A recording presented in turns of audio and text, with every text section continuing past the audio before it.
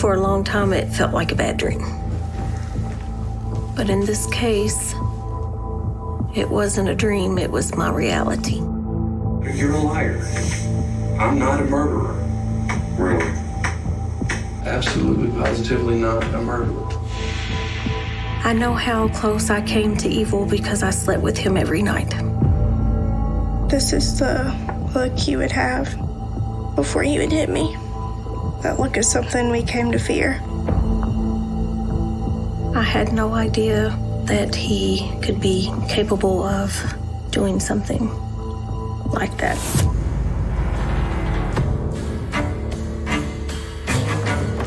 I lived years in fear of Kevin. I'm not a violent person. I don't kill people. He told me how easy it would be for him to kill me at any moment. Why do you think somebody would do something like this? I don't know. It would take a sick individual. What do you think should happen to him? I think they should get the death penalty. Truthfully, I wish he was dead. I hate him. And I wish I could kill him.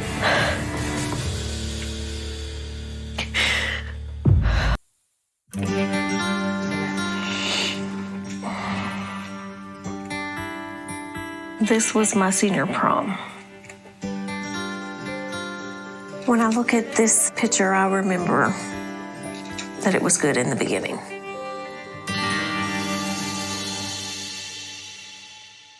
I was born and raised in Hopkinsville, Kentucky. I met Kevin from neighbors of my parents. When I met Kevin, I was still in high school, very young. We dated about 9 months before we got married. I thought he was kind and gentle. I had a 3-month-old daughter, Brooke, that Kevin did treat as his own, and I loved the fact that he was so good with Brooke. This was our first family photo. It's hard to look at this picture and believe that this is the same man.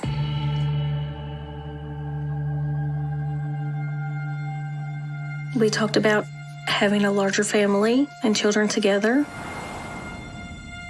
A year and a half into our marriage, we had our first child together, and several years later, we had our second child.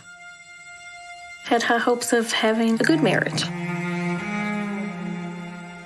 I like to think that Kevin was happy in this picture. And I was very much in love with Kevin, and I sure didn't see in him what he turned out to be.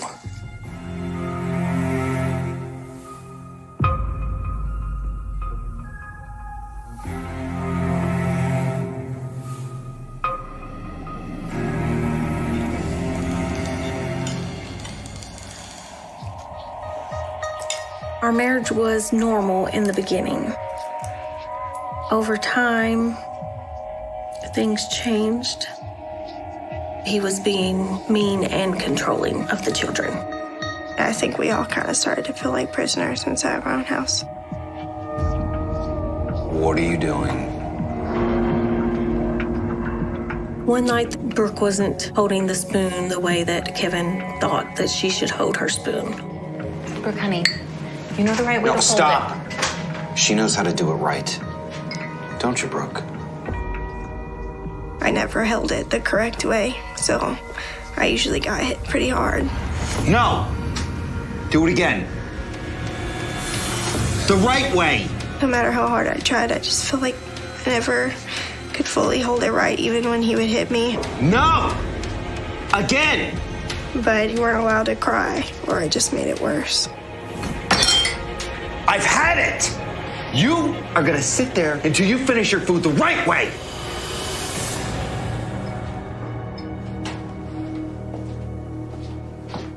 Kevin told her that she had to stay there until she finished eating. Can I go?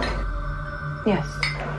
We were supposed to eat everything on our plate, and if we didn't, we weren't allowed to get up to do anything else. Brooke was just sitting at the table. Turned out that she sat there for hours.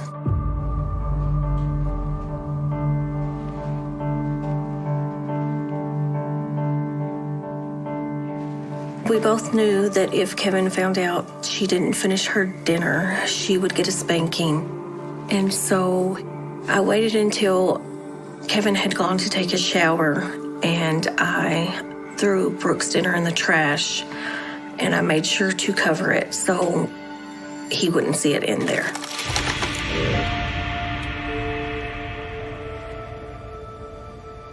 I told Brooke to tell Kevin that she finished her dinner. You can go. I did my best to have things go smoothly so that Kevin wouldn't have a reason to get angry.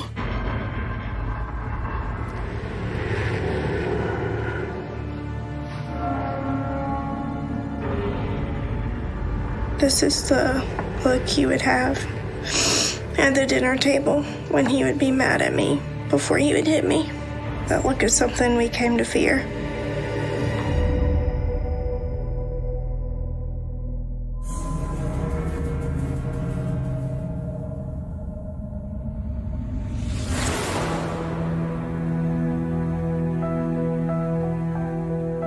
This picture, it's me and Kevin Jr. on my dad's back. We look happy, like we're having fun. I feel like this was a time when the games were still fun and that we all seemed to enjoy them. Soon the games would turn differently. They wouldn't be fun anymore.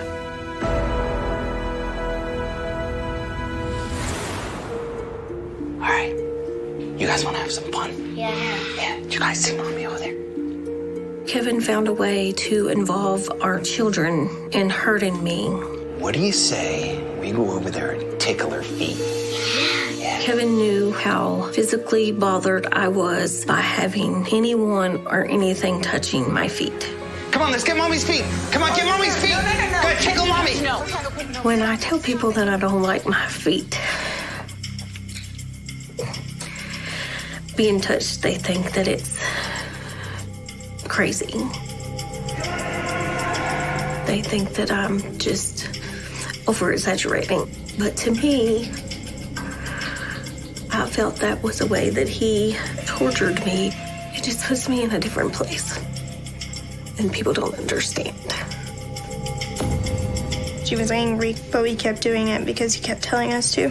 No matter what she said, we always listened to our dad instead, because we knew his consequences would always be greater than hers. After what seemed like forever, Kevin had had enough. He just stopped and walked out of the room. And everything went back to normal. Kevin making a game out of things that were hurtful to me, I believe that he found joy in that.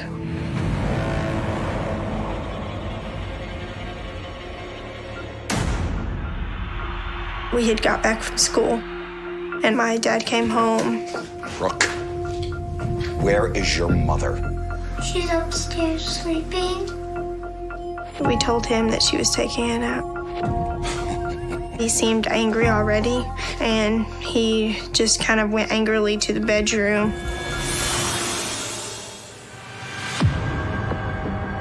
I never heard Kevin come into the bedroom. I didn't know he had even come home. And the next thing that I know, Kevin came around the side of the bed and grabbed me by my hair and started pulling me out of the bedroom. I didn't know why he was agitated. I'm just in shock, and he pushed me really hard, and I hit my head onto the wall.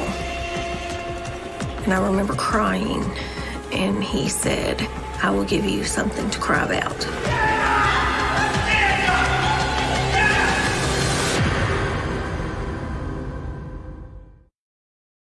Go. What did I tell you about falling asleep? As Kevin continued to pull me down the hallway, I was asking him to please stop, that it was hurting my head, to please stop. I fall asleep during the day. What did I tell you? What did I say? Me and Kevin Jr. were so scared. We watched him as he grabbed her and started pulling her outside, and she was fighting him. Get out! Get out of my house! Get out! Get out! He would just look at you with just evil. It's all you could see in his eyes. What did I tell you about sleeping during the day? What did I tell you? I didn't know why he was agitated. I just wanted to make him happy and not be angry. So I just apologized. I made a mistake. I'm sorry. I'm sorry. You're damn right you made a mistake. I'm sorry. With the neighbors being so close, I knew I was safe being outside. I won't do it again. Kevin did care about what other people thought. Never again. I'm sorry. He kind of calmed down. That was the first time I'd ever seen him lay a hand on my mom. I felt really confused. Like, did I just see that? Or was I imagining that actually happened? Like, I didn't understand why she wasn't angry with him for the way he treated her. She just seemed like everything was fine.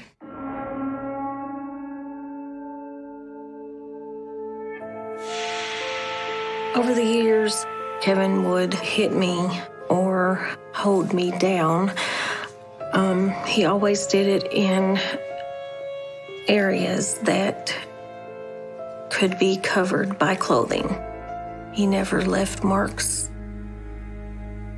I never called the police because I was scared of what Kevin might do to myself or the children afterwards. I didn't want anyone to know about the abuse, and I worked very hard to put out a perfect family image. My dad was more angry, didn't care anymore. My mom walked on eggshells, and she was careful with everything she did. And my brothers and me, I guess we learned to be quiet so we wouldn't get in trouble. I stayed focused on my plan to graduate college, get a job so that I could leave Kevin. I was very good at pretending that we had a very happy life.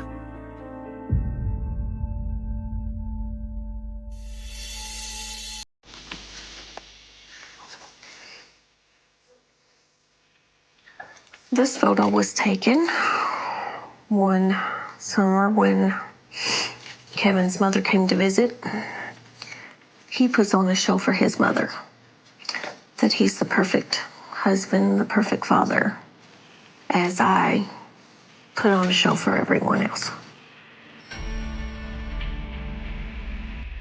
If I could tell myself in this photo what was coming, I would tell her to leave everything and just run away.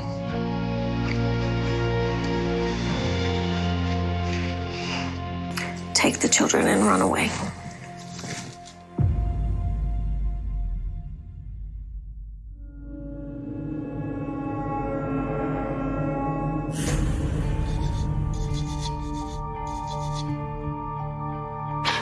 Over the years of our marriage, Kevin purchased several guns, rifles, handguns, and with having small children, it made me nervous to have guns in the house.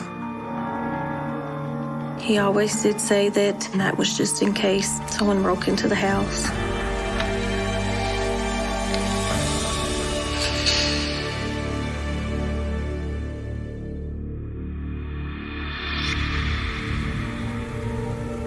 One day, we were in the living room, and it was just me and Kevin Jr., and my dad had his pellet gun out. It'd shoot just little bitty pellets that kind of just look like little metal balls. He did shoot targets for practice sometimes. Watch out, guys. Daddy's here. All of a sudden, we just felt the pop on our skin. He just started shooting them at me and Kevin Jr. like it was a game. Where you going? Dad, stop! He was kind of laughing, like trying to make a big joke out of it. But they hurt. It's like you just got stung really hard by like a bee. Shut up! Please stop! Even though we told him to stop, he just kept shooting them anyway. 1, 2, 3! He just would just keep going, no matter what noises we made, or if they hurt, or if we told him to stop. He seemed like he enjoyed it, like it didn't really bother him that we were in pain, so he just kept doing it. Ow! Dad! I guess he decided he was done. We didn't talk about it to our mom at all. She never knew, because we were afraid that if she found out, it would just end up in a big fight between her and our dad. We just wanted peace in the house. So if that meant keeping it a secret from our mom, then that's what we did.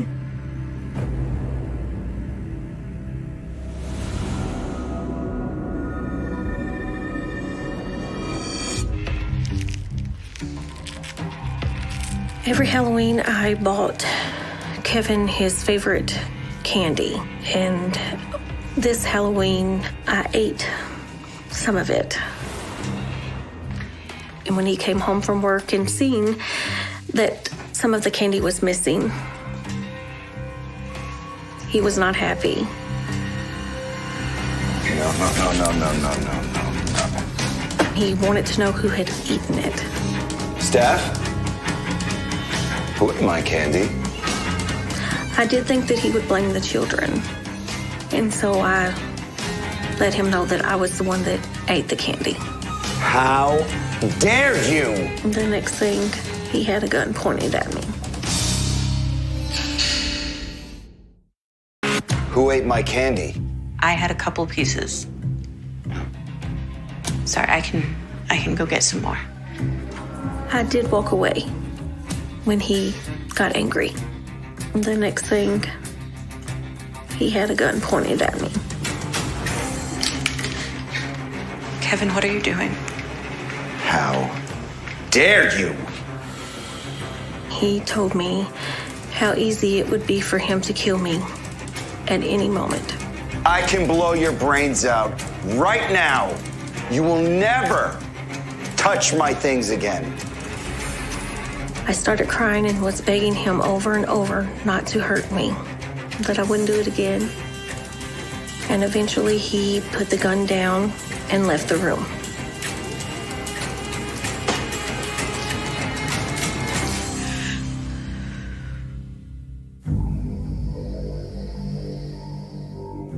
After he walked away, he didn't talk to me for about 2 months.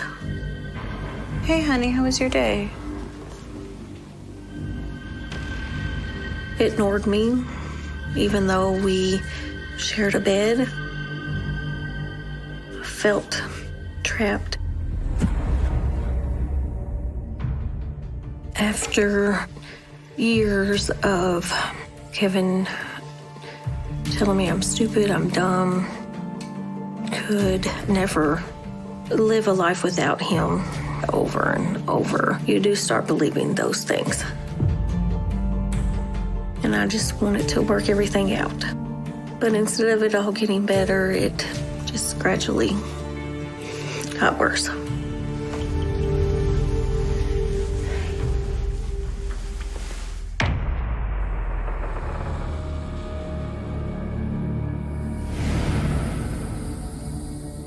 Over the years, the physical abuse became less. But I noticed that Kevin was sleeping less, and I noticed that he was going up to his man cave instead of sleeping. Hey, honey. It was a room that was upstairs above the garage, and Kevin spent more and more time alone upstairs.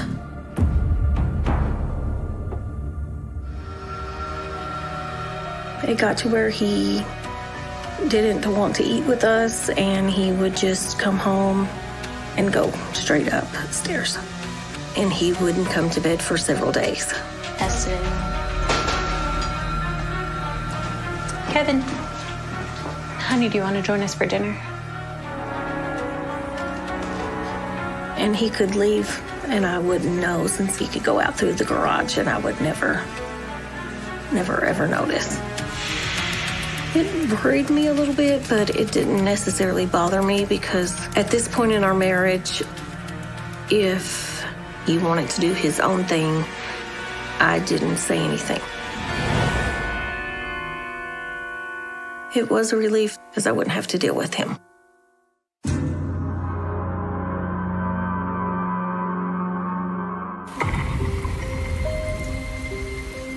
One night, when it was storming, I woke up and Kevin was not in bed. Kevin? So I got up and went looking for him. I was just kind of looking around the house, and he was in Brooke's bed.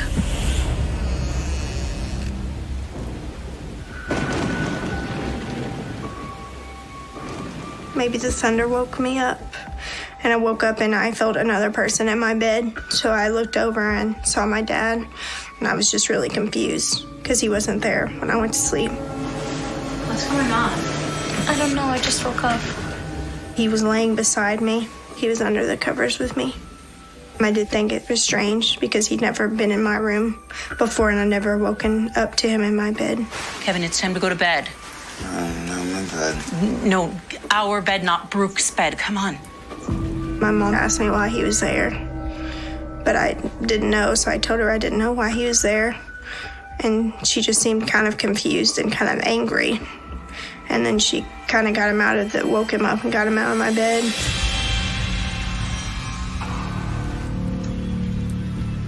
When I woke him up, he seemed confused. He had been drinking earlier in that evening, and so I thought maybe he just went in there and passed out. I didn't think a lot of it, but was surprised that he would be in her room.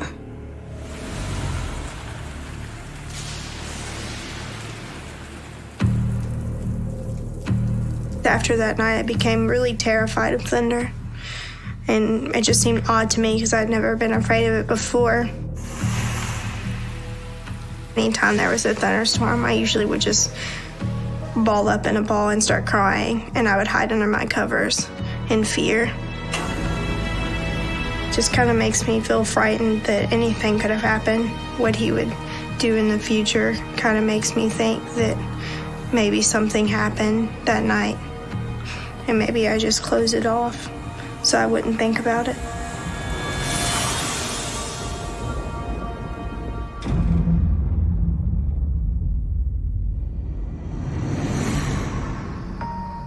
He had several different jobs. His last job was installing satellite television. One night around 9 o'clock, he was getting ready to leave. Where are you going? Got a call. I gotta go install a unit. Really? This late? Yeah, well, one of us has to work in this house. I did not believe him, but I let him think that I did. You usually don't install at that late of an hour, but he said that's what he was going to do, and then he left. I just was shocked and just let it go. It was strange that he disappeared for such an extended period.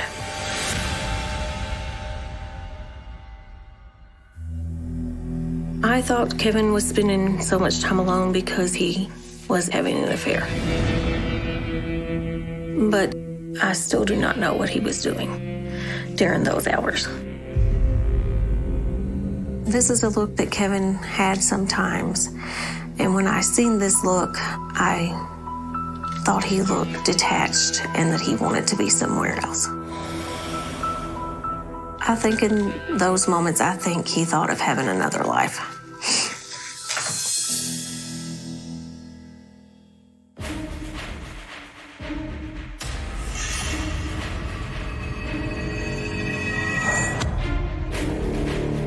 We come home one evening and there was blood a large amount of blood in the living room.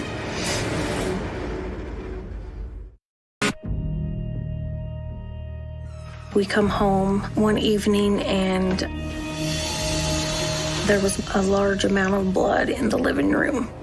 It was scary to walk in and see that amount of blood. He was sitting in the chair trying to get his hand to stop bleeding.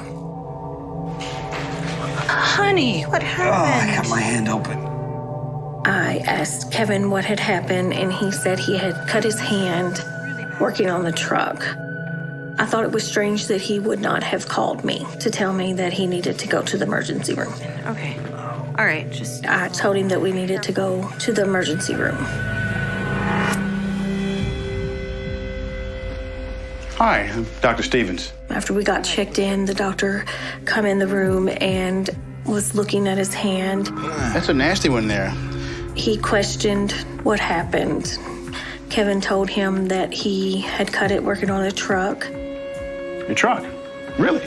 And the doctor questioned that because the cut was clean. What he said was a clean cut, that I assumed meant that it wasn't dirty. Just 1 second, all right? Right.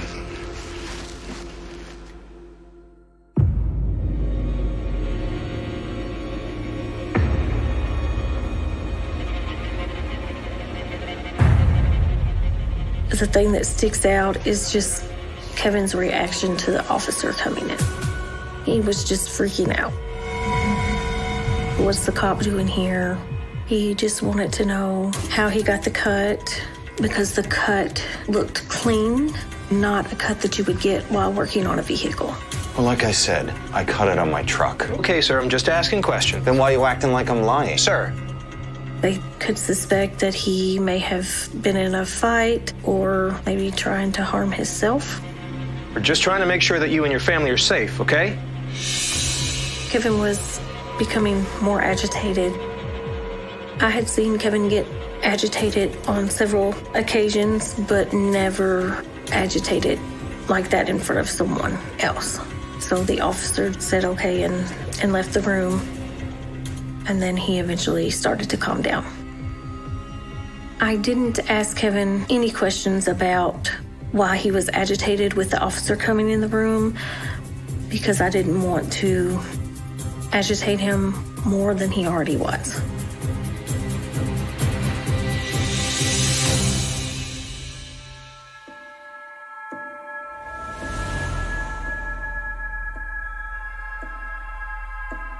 Three dead after fire. I believe that this is the same article. 3 children dead after house fire, and the mom survived by rolling out and into the swimming pool. I remember saying how awful that was. Well, this is a picture of the Frensley home. It's just hard to look at it and know that 3 children lost their life. Around the time that the fire was reported, I called Kevin to let him know dinner was ready. He seemed normal.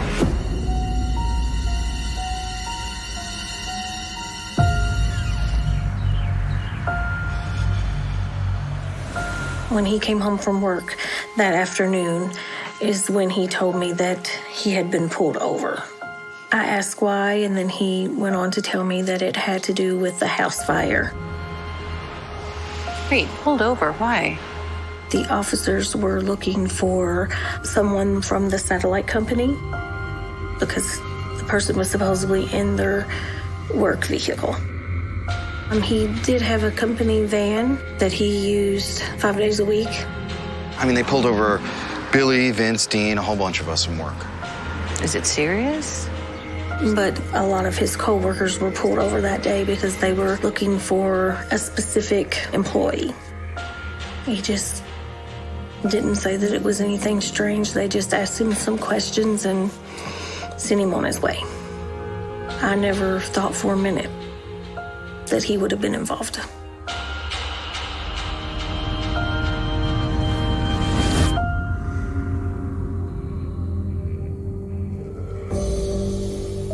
couple nights after I seen the article in the paper, Brooke had a friend stay over.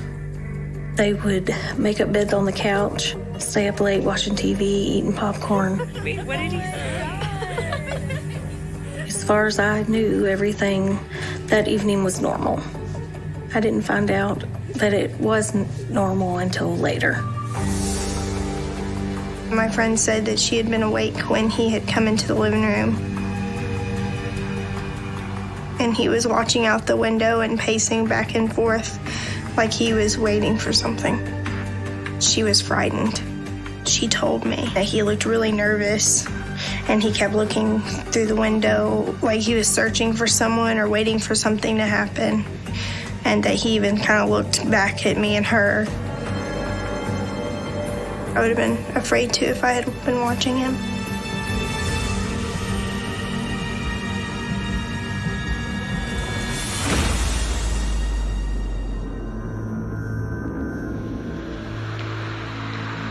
So the next day we woke up and we got ready to go to our neighbor's house because my mom was going to go do something with my little brother Aiden.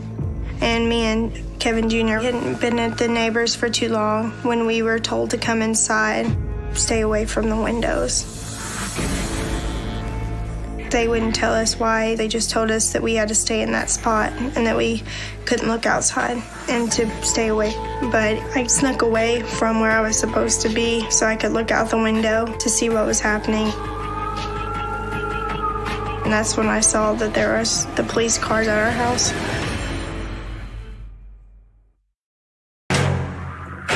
When I got back to Hopkinsville, I went straight to the neighbor's house to check on the children. 2 detectives showed up.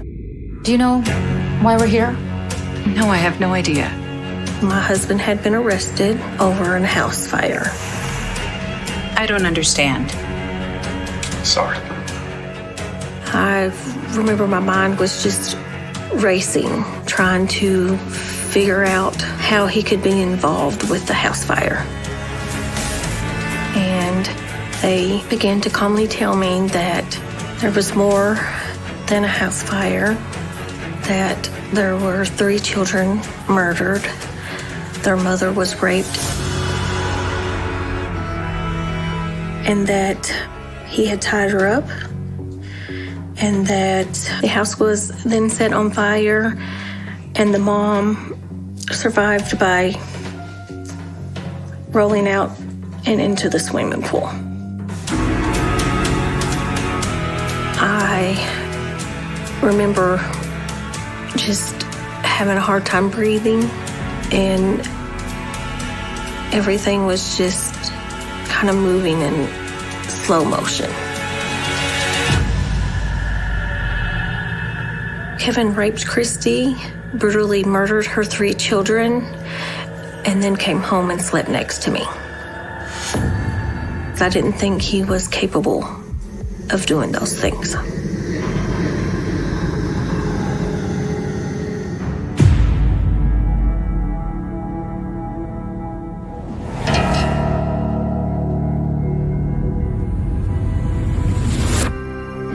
I deny this till the day I die. I had nothing to do with it. Was it an urge? Did it just overwhelm you to do this? You just showed up in the driveway and went in there and killed them all randomly? I didn't do anything. You're gonna keep denying this? Absolutely, I'm gonna deny it. I had nothing to do with this.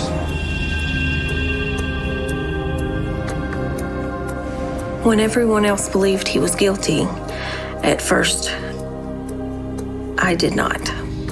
I thought he only had anger for me and the children. I didn't think that he could hurt people that he didn't know.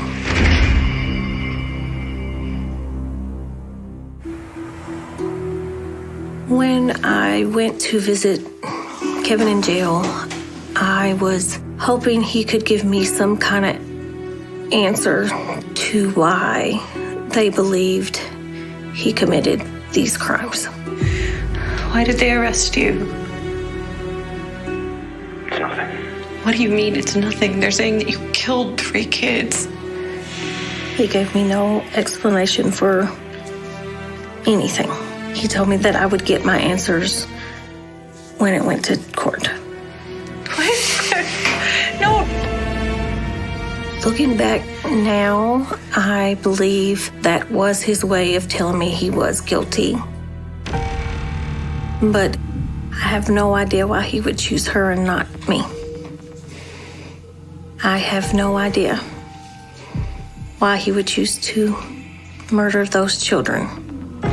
I think that it is possible that he was taking his anger with us out on another family. There was a lot of similarities between our family and the other family. Why do you think somebody would do something like this? I don't know. It'll take a sick individual. You know, what do you think should happen to him? I think they should get the death penalty. I firmly believe it.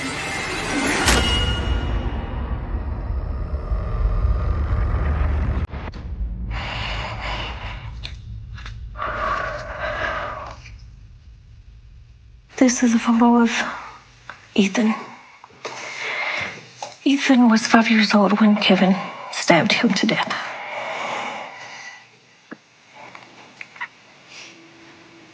This is a picture of Courtney.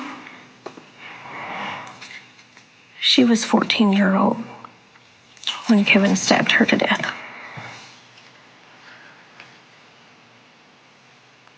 This is a picture of Kayla.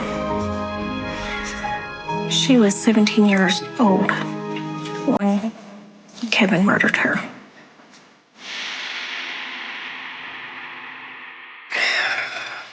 I see the children my dad murdered.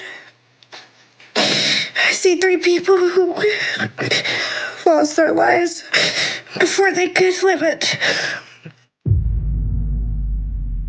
I see 3 people who didn't deserve to die. They were happy. And I had no idea that their lives were going to end before they even started.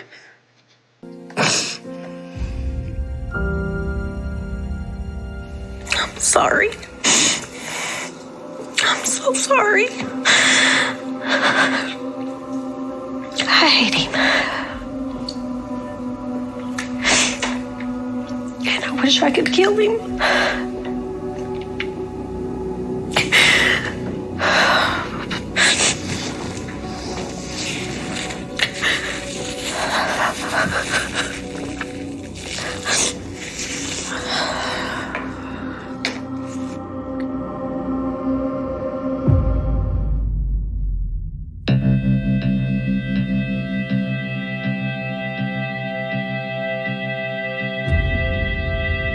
I became more depressed as time went on. I had a lot of friends, but I just kind of closed myself off. I just wanted to sleep or be alone. I contemplated suicide a lot when I was younger.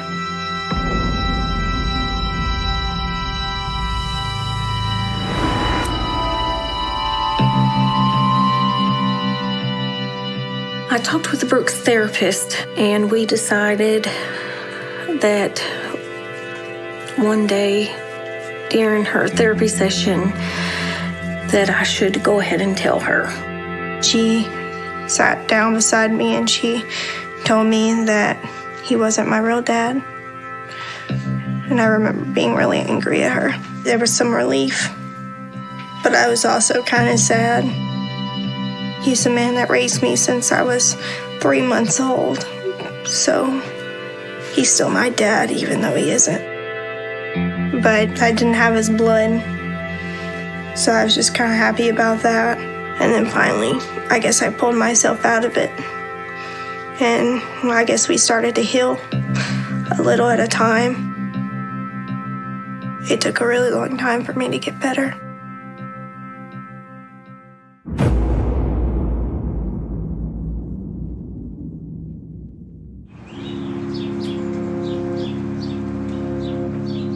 I remember blaming myself. I felt guilty because it was that family and not our family. I honestly believe that if Kevin would not have been arrested on that Saturday morning, that eventually he would have killed the children and myself. I have carried guilt for a long time, and I still do not have the answers, and I know now that I will never get the answers that I'm looking for. But if he is executed, I will feel a sense of relief. I think the death penalty was a very fair. They always said the desert keeps its secrets, but on a cold November night in 1999, Nevada learned that some secrets don't stay buried. They wait, simmering beneath the sand, until someone is brave or foolish enough to dig them up. It began with a scream no one heard, echoing across a stretch of state, Route 160, where headlights rarely passed, and where wind carried every lie into the darkness. A teenage girl vanished under an open sky, leaving behind nothing but a broken necklace, a faint trail of tire tracks, and a community that never slept right again. They called it the Silver Ridge Cold Case, a whisper that clung to every diner booth, every desert bar, every radio bulletin long after the search parties gave up. 24 years of silence, until the DNA hit came in like a lightning strike and shattered the quiet. The file opens with a single photograph, the girl standing near her locker, head tilted, smile half-formed, as if she already sensed the world wouldn't remember her the way she hoped. Her name was Emily Tarot, 17, bright-eyed, sharp-witted, the kind of girl who kept maps under her bed because she dreamed of escaping the town that clung to her ankles like dust. That night, she left work at the highway grocery store at 9:12 p.m., stepped into the cold air, tossed her apron into the back seat of her aging Honda Civic, and drove east into a darkness so thick it seemed alive. She never reached home. Her car was found the next morning on the shoulder of a desert cutoff. Driver's door cracked open, engine still warm, headlights still casting a pale cone into nothing. It was as if she stepped out of the world mid-breath. Detectives traced her last steps with desperation. Shoe prints around the car, hers. Tire tracks leading away, not hers. The necklace snapped clean at the clasp, lying half-buried in gravel. A jacket she never wore found folded in the back seat, as though someone placed it there afterward. Every detail felt wrong, arranged, scrubbed, staged. A crime scene that seemed too quiet, too controlled, like someone wanted the investigation to begin at a dead end. Silver Ridge panicked. Parents locked doors. Reporters descended. Volunteers searched the ridgelines until their boots bled. But the desert gave nothing back. No blood, no fibers, no fingerprints, no body. The leads collapsed one by one. Interviews dried up, hope shriveled, and the file sank into a cold case drawer where it gathered dust alongside ghosts no one had the strength to chase anymore. But years don't erase wounds. They calcify them. 2 decades passed, and Silver Ridge carried the weight like a scar across its skyline. Children grew up hearing Emily's name as a warning. Teenagers held their breath when driving past the spot where her car was found. And every so often, a rumor would surface. Someone saw something, heard something, remembered something, but none of it mattered. Nothing could move the case forward. Then, in 2023, the state crime lab switched over to a new DNA processing system, one capable of pulling genetic material from samples once considered dead, samples too degraded, too faint, too microscopic to matter. During a backlog sweep, Emily's cold case evidence was fed into the machine. 3 days later, a notification pinged at the Las Vegas Metro Homicide Unit, a tiny line of text that detonated like dynamite. Partial DNA match detected. Potential relative identified. The case surged back to life. Detective Rowan Hale was the first to read the alert. He'd been a rookie when Emily vanished, barely out of academy training, assigned to sift through transcripts and file statements while veterans chased leads. He remembered the day Emily's mother collapsed in the lobby after hearing the search was suspended. He remembered wanting to quit, feeling powerless, feeling angry at a world that swallowed girls like her. Now he stood over the reopened file, older, sharper, and carrying 2 decades worth of guilt in his chest. The DNA match pointed to a man named Clayton Rudd, 59, living 3 towns over, a truck mechanic with no criminal record. The system flagged him not because his DNA was in any criminal database, but because a distant cousin had uploaded their genealogy profile to a public ancestry site for fun. The match was weak, too weak to be as suspects, yet strong enough to place someone in Clayton's family tree at the crime scene. Someone who left biological trace evidence that night. Someone whose ghost had finally slipped. But the report didn't specify what kind of biological trace it found.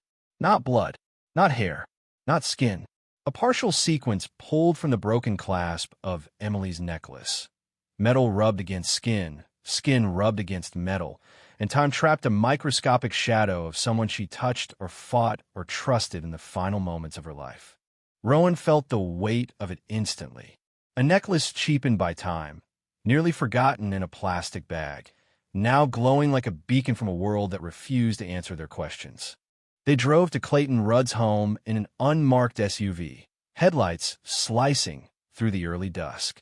Houses drifted past, quiet, old, dust-blown. Dogs barked behind chain-link fences, and every mile ticked with mounting tension, like the past tightening its grip. Clayton answered the door with grease-stained hands and the exhausted look of a man who worked long hours for too little money. When Rowan explained why they were there, Clayton didn't flinch. He didn't deny. He didn't stall. He simply blinked, confused. "I never met her," he said. "I never even heard of her. I didn't go near that highway in '99. And something in his voice was too steady, too clean. Rowan had interrogated liars for 20 years. They always left cracks. Clayton didn't. So Rowan tried a different approach. "We didn't find your DNA," he said. "We found someone related to you." Clayton's expression shifted. A flicker of something. Fear, memory, guilt. Rowan couldn't tell. "I don't know who that could be. Anyone in your family ever drive through Silver Ridge? Anyone with a reason to be near Route 160? Clayton hesitated. The silence thickened. Rowan leaned in. "This is a 24-year-old missing person case. Her family never stopped looking." Clayton exhaled, slow and heavy. "There is only one person I can think of, but he died a long time ago." "Name?" Rowan pressed. Clayton swallowed. "My brother, Samuel Rudd. He went missing in 2001. Never found. A missing man connected to a missing girl." Rowan felt a jolt, subtle but electric. "Tell me about Samuel." Clayton rubbed the back of his neck, looking suddenly older. He was unpredictable, drifted a lot, got into trouble, but he wasn't violent. Not in that way. He just wasn't right in the head. Nightmares, paranoia, things he said he saw in the desert. What things? Clayton shook his head. Stuff that made no sense. Light in the sand.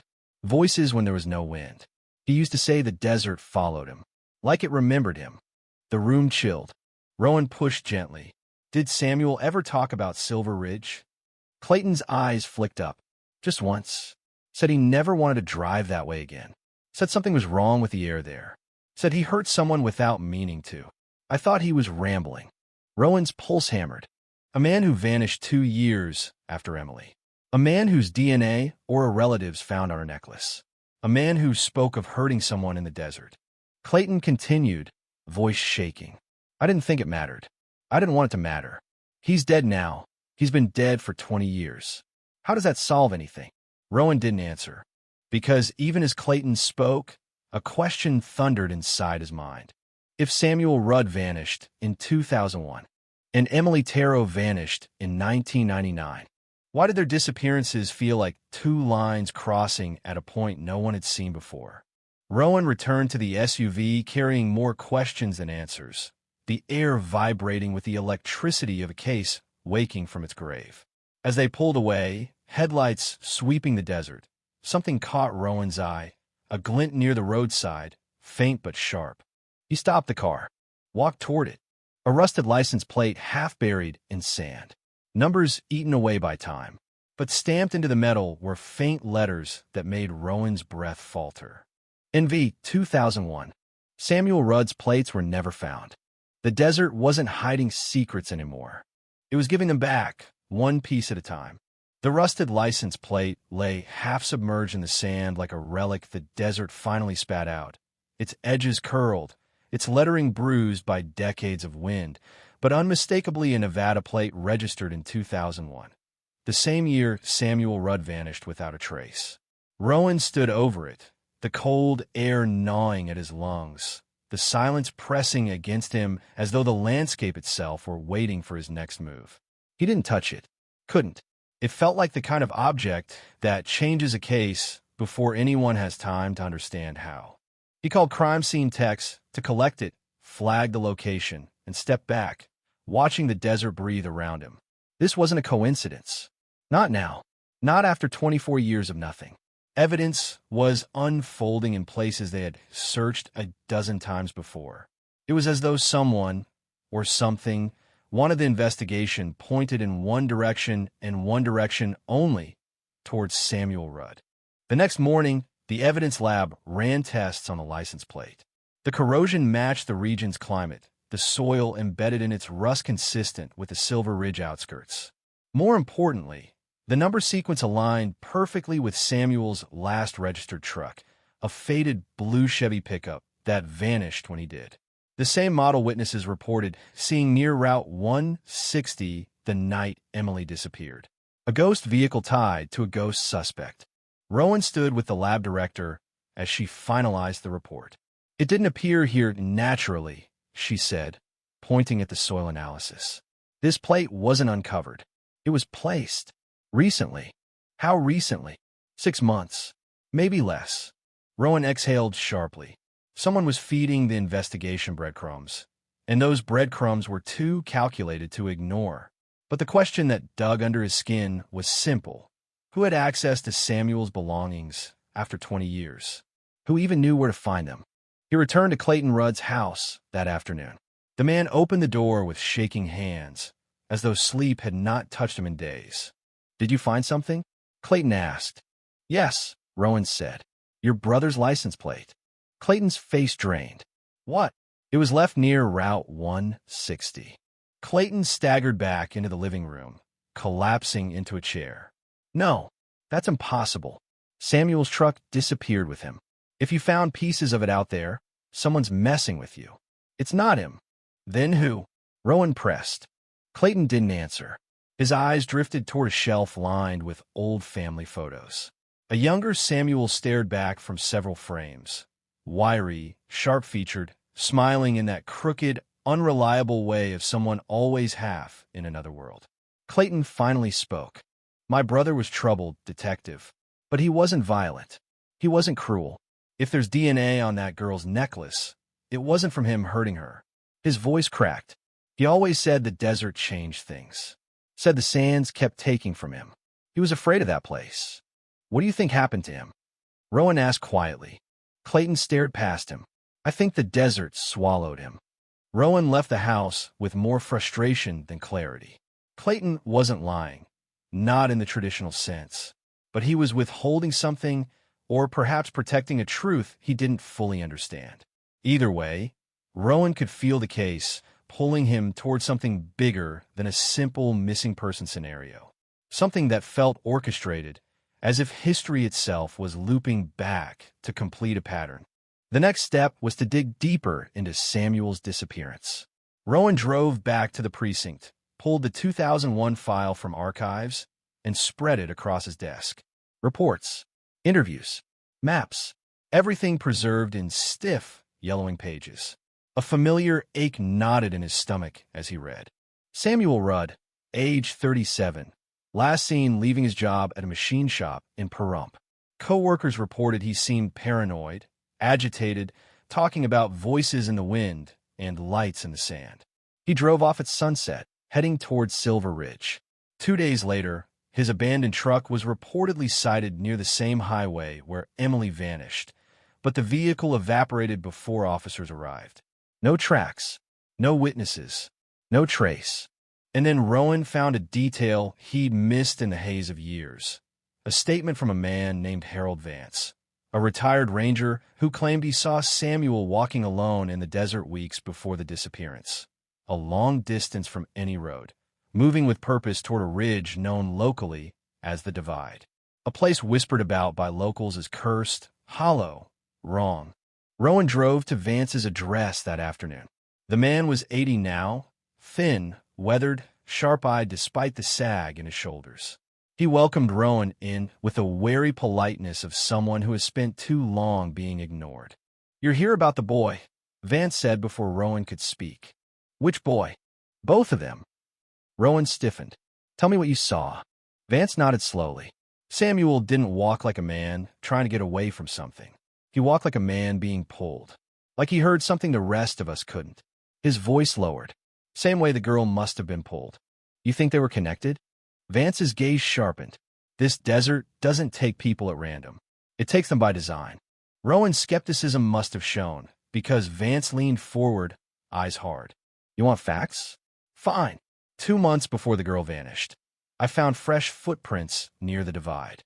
Not just Samuel's. 2 sets. One heavy, one light. The second looked like a young girl's footprint. Someone too small to be out there alone. Rowan's heart kicked. Emily. Could have been. They were days old when I found them. But they were side by side, heading the same direction. Toward what? Vance turned his head toward the window, staring at the line where desert met sky. "The ridge hums at night, detective. If you stand close enough, you feel it in your teeth. People think it's the wind. It isn't." A chill crawled down Rowan's spine. "Why didn't you report those footprints during the investigation?" "I did," Vance said. "Nobody listened. Back then, your people were too busy chasing tire tracks and false confessions to look at what the land was telling them." Rowan left Vance's house with the unsettling sense that he'd just stepped into a story older than Emily, older than Samuel, older than every search grid they ever drew across the desert. A story the land itself refused to release. That night, Rowan couldn't sleep. He returned to the evidence room, unlocked the cabinet, and removed Emily's necklace from the seal bag. The clasp was broken. On the inner hinge, under magnification, the lab had circled a microscopic smear, the biological trace. DNA too degraded to identify until 2023. He examined it, watching the metal glint beneath the fluorescent lights. Why would a girl who was terrified leave her car door open, but take the time to fight for her necklace? Why break it? Why struggle for that specific piece of jewelry, as if it were the only thing left tethering her to this world? Rowan set the necklace down and stared at the evidence table, the hum of the building barely audible. Then the lights flickered. Once. Twice. The air seemed to pulse. Not loudly, not dramatically, just enough for Rowan to feel it in his jaw, in the back of his teeth. A phantom vibration. The same sensation described by Harold Vance. A sensation no one could forget once they felt it. Rowan stepped back instinctively. This wasn't just a cold case awakening. It was something calling.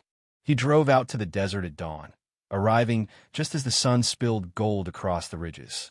The air was still, too still. He parked near the point where the plate was found and walked into the open expanse, mile after mile of sand shifting under his boots. And then he heard it, a faint hum rising from nowhere and everywhere at once. Not wind, not an engine, not a hallucination. A sound that vibrated through the ground under his feet. A sound that matched the timestamp of Emily's disappearance. A sound that, for 24 years, no one had ever admitted hearing. Rowan stopped breathing for a moment as realization struck him with the force of a desert storm. What took Emily Tarot wasn't a person escaping justice. It was a presence returning. And now that the DNA had spoken, it was waking up all over again. The hum faded as quickly as it rose, collapsing back into the desert like a breath sucked beneath the earth. Rowan stood frozen, boots planted in cold sand that suddenly felt like the surface of something alive, something listening. The first instinct was to rationalize it. Seismic vibration, distant machinery, temperature inversion. But the sound hadn't come from the horizon. It had radiated up through the ground, rising into his bones like a signal meant only for him. He turned slowly, scanning the empty miles. Nothing moved. No wind kicked the dust. No birds cut across the pale morning sky. It was the kind of stillness that felt staged, as though the desert itself were holding back, waiting for him to make the next move. He pulled out his phone and opened the audio app. It detected nothing except ambient noise. No hum, no vibration, no anomaly. Whatever it was, it lived outside the reach of instruments for now. Rowan headed back to his SUV, each step crunching louder than it should, each breath tasting faintly metallic. He slid into the driver's seat, stared out over the dunes, and whispered under his breath, "Emily Samuel, what were you walking toward?" The question lingered, echoing inside the cabin long after the engine started. He drove straight to the precinct, mind racing faster than the asphalt beneath his tires. When he arrived, the briefing room lights were already on. Detectives hunched over stacks of reports, photos spread across the table like a jigsaw puzzle of ghosts. Rowan pushed through the doorway, the intensity in his face enough to quiet the chatter. "You're back early," Detective Marquez said, raising an eyebrow. "Find something out there?" "Not something," Rowan said. "Something found me." The room quieted further. He didn't elaborate. Not yet. Instead, he dropped the license plate report onto the center table, the pages sliding across glossed photos of Emily's Honda, the abandoned roadside, the broken necklace. "We're dealing with 2 disappearances," he said, "but one origin point. Emily Tarot vanished in 1999. Samuel Rudd vanished in 2001. Evidence suggests their paths crossed before either of them disappeared." Detective Lawson frowned. "The ranger's story? Footprints near the divide." "Yes," Rowan said, "but there's more. The DNA on Emily's necklace, admittedly a degraded sample, matches the Rudd family tree. Likely Samuel. And now his license plate shows up practically on top of her disappearance site. Something's tying these 2 cases together, and we've been treating them like separate tragedies." Marquez leaned forward. "If Samuel killed her, why vanish 2 years later?" Rowan shook his head. "I don't think Samuel abducted Emily." A hush swept over the room. "I think he was with her," Rowan continued. "Not in a predatory way. In a connected way. Maybe they crossed paths. Maybe he witnessed something. Maybe he got pulled into the same event she did." Lawson scoffed. "Pulled into what? There's no evidence these 2 even met." "Not yet," Rowan said. "But we're going to find it." He motioned to the map pinned on the wall, a blown-up aerial shot of Silver Ridge and the surrounding desert. His finger traced the stretch of road where Emily's car was found, then shifted toward a deeper region of dunes.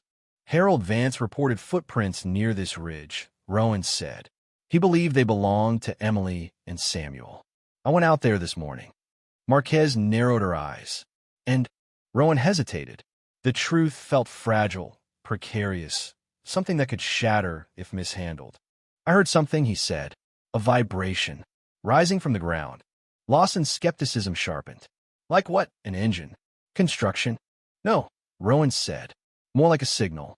Subtle, rhythmic, directed." Marquez exchanged a glance with the others. "You think the sound is connected to the disappearances?" "I don't know," Rowan admitted. "But Vance described something similar. He said the ridge hums. He said people are drawn there. Emily, Samuel, maybe others." Lawson shook his head. "This is slipping into superstition." "No," Rowan countered. "This is pattern recognition. Something has been happening along that ridge for decades. We've looked for killers, stalkers, traffickers, every human explanation possible. But the evidence points somewhere else. Something's pulling these people off the map." Silence stretched. Finally, Marquez exhaled. "All right, so what's the plan?" "Interview everyone who knew Samuel," Rowan said. "Re-examine places the original search dismissed. And we'll start with the divide." Lawson groaned. "That place is unstable. Sand caves, sinkholes. Meaning it can hide things," Rowan said. "Maybe for decades." The meeting dispersed, each detective weighed down by a mixture of dread and resolve. Rowan stayed behind, staring at the map until the lines blurred. It wasn't just fear gripping him. It was adrenaline, cold and electric, pushing him towards something he could not yet see. By lunchtime, He and Marquez were en route to a small trailer park on the edge of Pahrump, where a woman named Rita Delmont lived, one of the last people known to speak with Samuel before he vanished. Her trailer sagged at one corner, wind chimes clinking in the dry breeze like bones tapping glass. Rita opened the door before they knocked, as though expecting them. "You're the detectives," she said, voice raspy from years of cigarettes. "About Samuel." Rowan nodded. "We're hoping you can help us understand his last days." Rita stepped aside. "Come in. But I don't know how much help I'll be. Folks didn't listen when I talked back then. They only listen now because they're scared." The inside of the trailer was cluttered with dusty knickknacks and old newspapers folded around coffee mugs. Rita sat at the table, lighting a cigarette with shaky fingers. "He was strange at the end," she began. "Not dangerous. Not violent. Just wrong. Like he was hearing music none of us could hear." Rowan leaned in. "Did he talk about Emily?" Rita blinked. "Emily Taro? The girl who went missing?" "Yes." She frowned. "He never said her name. But he talked about a girl. A young girl. Said he saw her near the ridges. Said she wasn't supposed to be there." Marquez stiffened. "Did he say what she was doing?" Rita looked down, tapping ash into a chipped bowl. "He said she was walking towards something. Something calling her. And he tried to stop her." Rowan felt his chest tighten. "Stop her from what?" Rita took a long, shaky drag. "From crossing over." Marquez's voice went quiet. "Crossing over what?" Rita met her eyes with a hollow stare. "He said she stepped where the ground wasn't ground anymore, where the desert didn't behave. He said he grabbed her wrist, but his hand went numb, like he was touching a live wire underwater." Rowan swallowed. "Did he say what happened next?" Rita nodded slowly. "She disappeared, right in front of him." Marquez sat back, stunned. Rowan leaned forward. "What do you mean disappeared?" Rita's voice softened to a whisper. Like she folded into the sand. Like the whole world took a breath and she slipped inside it. Silence strangled the room. Rowan forced his breath steady. "Why didn't you tell the police this 20 years ago?" Rita laughed bitterly. "I did. They wrote it down, closed the notebook, and said I've been listening to too many desert ghost stories. Said Samuel probably ran off, and Emily was probably dead. That was that." Rowan exchanged a glance with Marquez. A silent acknowledgement that the past investigation had overlooked something colossal. "One more thing," Rita added, flicking ash again. "Samuel came to see me the night before he vanished. He looked wrong. Gray. Hollowed out. He told me the desert wasn't done. That it wanted him next." Marquez's voice cracked. "Did he say why?" Rita's eyes glistened with fear, still sharp after 20 years. "He said, it touched me too." Rowan stood slowly, heart pounding. "Rita, if you know anything else, anything at all, we need it." Rita nodded. "There's a place he marked on a map. Somewhere he said everything began. I kept it because I don't know. Maybe I believed him more than I wanted." She rose, rummaged through a drawer, and returned with a folded piece of paper. Rowan opened it, breath catching. A crude sketch of a desert. A ridgeline. A circle drawn in red at its base. Samuel had labeled it simply. "The first shadow." Marquez whispered. "What is that supposed to mean?" Rowan folded the map carefully. "I think," he said, "we're about to find out." And as they stepped out of the trailer into the blazing Nevada sun, the hum rose again. Not from the ground this time, but from the wind, curling around them like a whisper waking after decades of sleep. The map felt warm in Rowan's hands, as though the paper itself remembered the tremor of Samuel's fingers when he'd drawn it. The red circle, the first shadow, burned into Rowan's mind as he and Marquez drove toward the desert, a slow wind dragging dust across the pale sky like smoke from an unseen fire. Every instinct Rowan had honed over 2 decades whispered the same warning. You're heading towards something that doesn't want to stay buried. But instinct no longer mattered. Not after the necklace. Not after the hum. Not after Rita's trembling voice saying Emily slipped into the sand. They reached the ridge by late afternoon. Heat swirled off the ground in wavering sheets, the kind that distort distance and make the horizon look like it's breathing. Marquez stepped out first, shielding her eyes, scanning the wide expanse. "This place looks dead," she muttered. Rowan shook his head. "Dead things don't hum." She gave him a look half wary, half afraid he wasn't joking. Then they started walking, boots crunching over fractured stone and loose soil. The red circle on Samuel's map wasn't tied to any known landmark.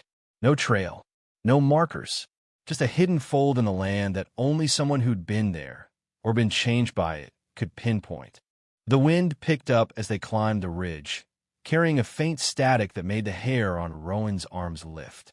He slowed, listening. Not quite a sound, more like a pressure, a presence pushing back against the air. "You feel that?" he asked. Marquez stopped. "Feel what?" Rowan waited, letting the silence settle. There it brushed him again, a low resonance vibrating through his teeth, a frequency that didn't belong in open air. "That," he said. Marquez exhaled. "I don't hear anything." But she did. He could see it in her eyes. They reached the crest of the ridge and froze. Below them, the desert fell into a shallow basin, a perfect ellipse carved into the landscape, symmetrical in a way no natural erosion would create. At the center of the basin was a dark patch of earth, a circle of soil blackened as though scorched by lightning. But there were no burn marks, no ash, no char, just darkness, dense and quiet. Marquez whispered, "What the hell is that?" Rowan didn't answer. He was already descending toward it. The basin swallowed heat. Temperature dropped 10 degrees within seconds. A cold draft pulled through the hollow, carrying a smell that shouldn't exist in the Nevada desert. Something metallic, something damp, something like water trapped in a cave too long. And then the hum returned. Louder now, angrier. Marquez gripped Rowan's arm. Rowan stopped, but he kept walking, drawn, compelled, as if the ground beneath him remembered his footsteps before he took them. When he reached the blackened circle, he knelt, pressed his hand to the soil. It moved, not visibly, not dramatically, just enough to pulse against his palm like something breathing beneath the surface. Marquez staggered back. No, I'm not doing this. This is wrong. The ground shouldn't move." Rowan stood slowly, heart hammering. "This is where she disappeared." "How do you know that?" "Because the ground remembers them." Marquez stared at him, horrified. "Rowan, you sound like Samuel." "I know." They circled the basin, looking for any physical trace, tire tracks, footprints, discarded objects, but the area was pristine, as if every human imprint had been erased, as if something didn't want witnesses. Then Marquez stopped abruptly. "Rowan, look." 5 feet away, half buried in the soil, glinted a small metal object. Rowan crouched, brushing sand away. A bracelet. Silver. Tarnished. Cheap. Bent at one corner. He recognized it instantly. Emily's bracelet. The one she wore in the high school photo. The one never found. Marquez spoke through clenched teeth. "That's impossible. They canvassed this entire area in '99. Rowan lifted the bracelet slowly. "It wasn't here in '99. Marquez's voice broke. "Then who put it here now?" The hum intensified. The basin floor vibrated. Rowan steadied himself, scanning the ridge line, half expecting a figure to be watching, waiting. But there was nothing. Only heat waves and silence. Then something shifted under the soil. A ripple. Small. Precise. Moving in a line toward their feet. Marquez jumped back. Rowan moved. The ground cracked. A fissure split open at the center of the blackened circle. Dust sprayed into the air. The hum surged into a deafening tremor that made Rowan's vision blur. Marquez shouted into her radio, "Dispatch, this is Detective Marquez. We need units." Her voice cut out as the radio whined with static. Harsh, stuttering, unnatural. Rowan stepped backward, shielding his eyes from the dust. And then, silence. The crack sealed itself. The soil settled. The hum died. Rowan and Marquez froze, eyes locked on the circle of dirt that had just breathed open and closed like a living mouth. Marquez finally whispered, "What did we just see?" Rowan didn't answer. He was staring at the spot where the fissure opened, feeling a cold certainty settle in his gut. "It wasn't an earthquake," he said. "No," Marquez breathed. "It was a reaction." "To what?" Rowan held up the bracelet. "To this." Marquez swallowed. "Why would a bracelet cause that?" Rowan shook his head. It didn't react to the bracelet. He looked down at the vibrating soil. It reacted to me touching it. Marquez stepped back again. Rowan, whatever this is, whatever happened to Emily and Samuel, we are not equipped to handle it. We need geologists, federal investigators. Hell, maybe a hazmat team. Rowan ignored her. He moved to the edge of the blackened circle, kneeling again, tracing the dark soil with his fingertips. Soft, too soft, as though the structure beneath the surface was hollow or occupied. He pressed harder. Something pressed back. Rowan jerked his hand away, heart slamming into his throat. Marquez grabbed his sleeve. Rowan, we are leaving. But Rowan wasn't listening. His eyes were fixed on a faint pattern emerging in the scorched soil as the dust settled. Lines intersecting, forming a symbol, its geometry too perfect to be natural. A circle within a circle, a crescent shape, a sharp downward arc. He'd seen this before, on Emily's necklace, scratched into the metal near the broken clasp. A symbol investigators dismissed as damage. Marquez saw it too. Rowan, she whispered, that symbol, it wasn't scratched accidentally. No, Rowan said. It was left for someone to understand. For who? Rowan looked at her. For us. Marquez stared at him with something close to fear. Rowan, you don't think Samuel drew that, do you? No, Rowan breathed. I think Emily did. In the last second she had. He stood abruptly. We're going back to her file. We missed something. Something about that symbol. Marquez hesitated. Rowan, before we leave, do you hear that? Rowan stopped. The wind had died. The desert was silent. Too silent. He pivoted slowly, scanning the ridge. The sunlight dimmed, shadow passing over them, though no cloud crossed the sky. A cold draft swept the basin. Marquez moved closer to him. Rowan, I think something's under us. The ground pulsed lightly, one slow, deliberate beat. Rowan grabbed her wrist. Move. Now. They sprinted up the ridge as the basin floor trembled again, faint but unmistakable, like something shifting beneath the crust. They reached the SUV, slammed inside, doors locking with violent clicks. The engine roared. Rowan hit the gas. Gravel sprayed behind them as they tore down the dirt road. Only when the ridge vanished behind them did Marquez speak. What the hell was that? Rowan didn't answer immediately. He gripped the wheel, eyes unblinking, the bracelet glinting in his lap like a blade. Emily wasn't abducted, he said finally. She didn't run away. She didn't get lost. Then what happened? Marquez asked. Rowan's voice tightened. She was taken by something that lives beneath that ridge. Silence filled the car. Marquez sat rigid, knuckles white. Rowan, stop. Listen to yourself. You're talking like Rita, like Vance, like Samuel. These people were traumatized, confused, unreliable. Were they? Rowan asked. Marquez rubbed her forehead. We don't know what we saw. We don't know that ground pushes back. Rowan pulled onto the highway, his voice low, strained, deadly certain. Yes, we do. She turned to him. What do you think is down there? Rowan swallowed.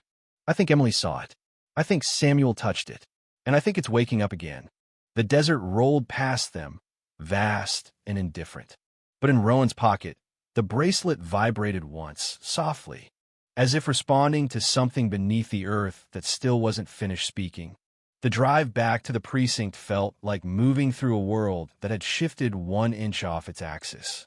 The desert blurred through the windshield, familiar yet wrong, like a photograph that had been subtly altered so the mind couldn't quite relax into recognition. Rowan kept one hand on the wheel, the other curled around the bracelet in his pocket, feeling its faint vibration pulse in irregular intervals, as though responding to something beyond the reach of sound. Marquez stared straight ahead, jaw clenched, eyes glassy with disbelief masked as determination. You need to promise me something, she said finally. Rowan didn't look at her. What? That we don't go back there alone. He hesitated. We weren't alone today. You know what I mean? Not without backup. Not without the proper equipment. Not without someone who actually understands seismic anomalies or geological shifts or whatever the hell that was. Rowan exhaled through his nose. Seismic anomalies don't pull bracelets out of the earth 24 years after a girl goes missing. Geology doesn't react to human touch, and the earth doesn't open like a mouth. Exactly, she snapped, which means we don't understand it. We're detectives, Rowan, not spelunkers, not physicists, not people trained to handle. She stopped, searching for the right word. None came. Rowan finished the sentence for her. Things that aren't supposed to exist. Marquez went quiet. He didn't blame her. He barely believed himself, and he'd watched the ground breathe. They reached the precinct just after 6, the sun dipping low, its dying light stretching long shadows across the parking lot.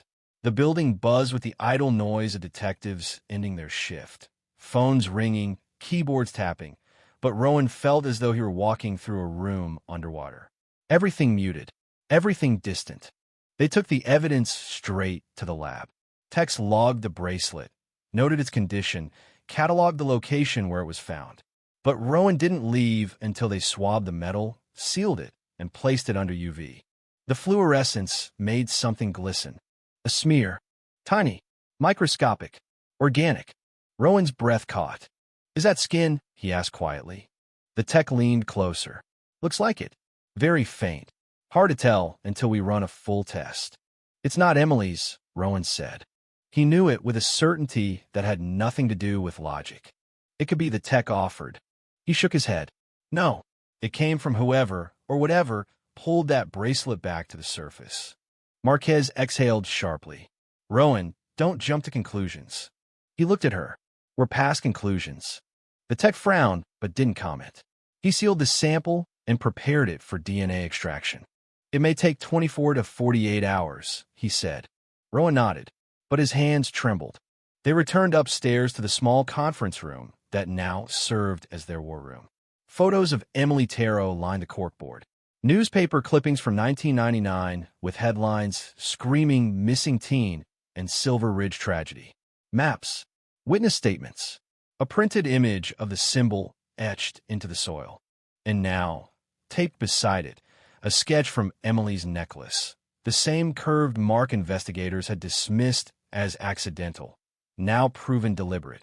Marquez paced. Okay, let's start over. Forget everything we thought we knew.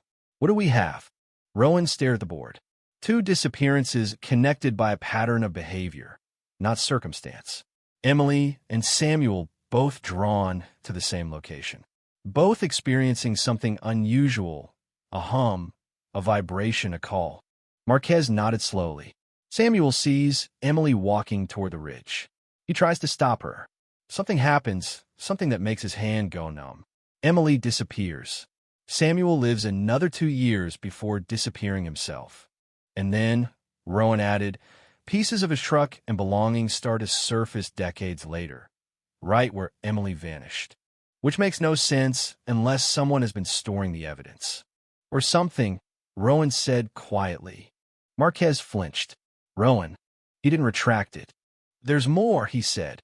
The vibration, the temperature drop, the soil moving, that symbol in the dirt, the ground reacting when I touched it. It didn't behave like a natural formation. It behaved like a wound. Marquez shuddered.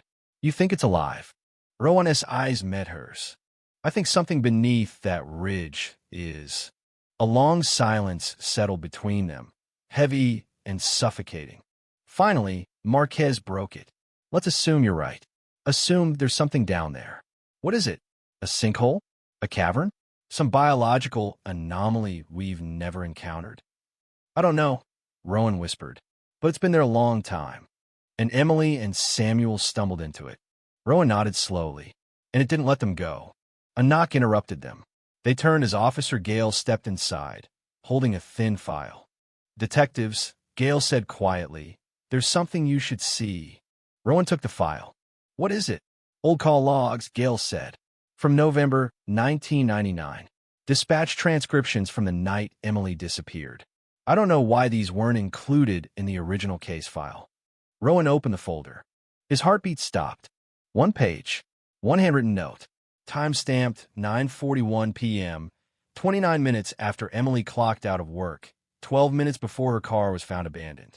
A 911 call. Unresolved. No recording. Only the dispatcher's written summary. Call a mail. Location. Near Route 160. Stated only, I saw her. She went into the ground. Line disconnected. Callback failed. Unit dispatched. None. Believed to be a prank call. Rowan read the final line twice. Stated only, I saw her. She went into the ground. Marquez whispered, Holy God. Gail swallowed. The handwriting matches a dispatcher who retired 15 years ago. I track her down. She's willing to talk. Rowan stood violently. Give me the address. Gail handed it over. Rowan grabbed his jacket. Marquez blocked him. Rowan, slow down. He didn't. Couldn't. She saw something, he said. Someone saw something. Someone who didn't vanish. Someone who spoke before it was too late. We don't know that. Rowan stepped past her. Yes, he said. We do. The retired dispatcher, Helen Foster, lived in a small prefabricated home on the outskirts of town. A row of wind-stripped flags lined her fence. A dog barked from behind a gate. She opened the door before Rowan even reached the steps. You're here about the call, she said. Her voice was worn but steady. Rowan nodded. We found your note. We need to know what happened that night. Helen motioned them inside. The living room smelled faintly of lavender and dust. A kettle whistled from the kitchen. She poured them tea with trembling hands. I never forgot that call, she said. For years I tried to think of a way I could have handled it differently. Marquez leaned forward. Tell us what the man said. Anything you remember. Helen stared at her tea, eyes glazing over with memory. He sounded terrified, not drunk, not joking, terrified, like someone describing a nightmare they couldn't wake from. What exactly did he say? Rowan asked. Helen swallowed. He said, I saw her. She went into the ground. And I asked him what that meant. And he whispered like someone afraid the world might hear. It opened. It opened for her. Then the line cut. Rowan felt his skin crawl. Marquez whispered. Did he describe Emily? Helen shook her head. No, I didn't even know the missing girl yet. I filed it as a prank because that's what we were told to do. But years later, I started to wonder. Rowan steadied himself. Helen, why didn't we find this in the cold case file? She looked at him with a grief older than dust. Because someone removed it. Rowan froze. What? Helen nodded. A week after the call, a man from the sheriff's office, someone I didn't recognize, came in and asked for all logs from that night. I gave them to him. He signed the transfer. I never saw those notes again. Marquez stiffened. Do you remember his name? Helen nodded, and the name she spoke made Rowan's blood turn to ice. Because it was a deputy from 1999, one who vanished from the force 2 years later. One whose disappearance coincided with Samuel's. One whose personnel record ended exactly where the desert trail began. Rowan stood up so fast his chair toppled backward.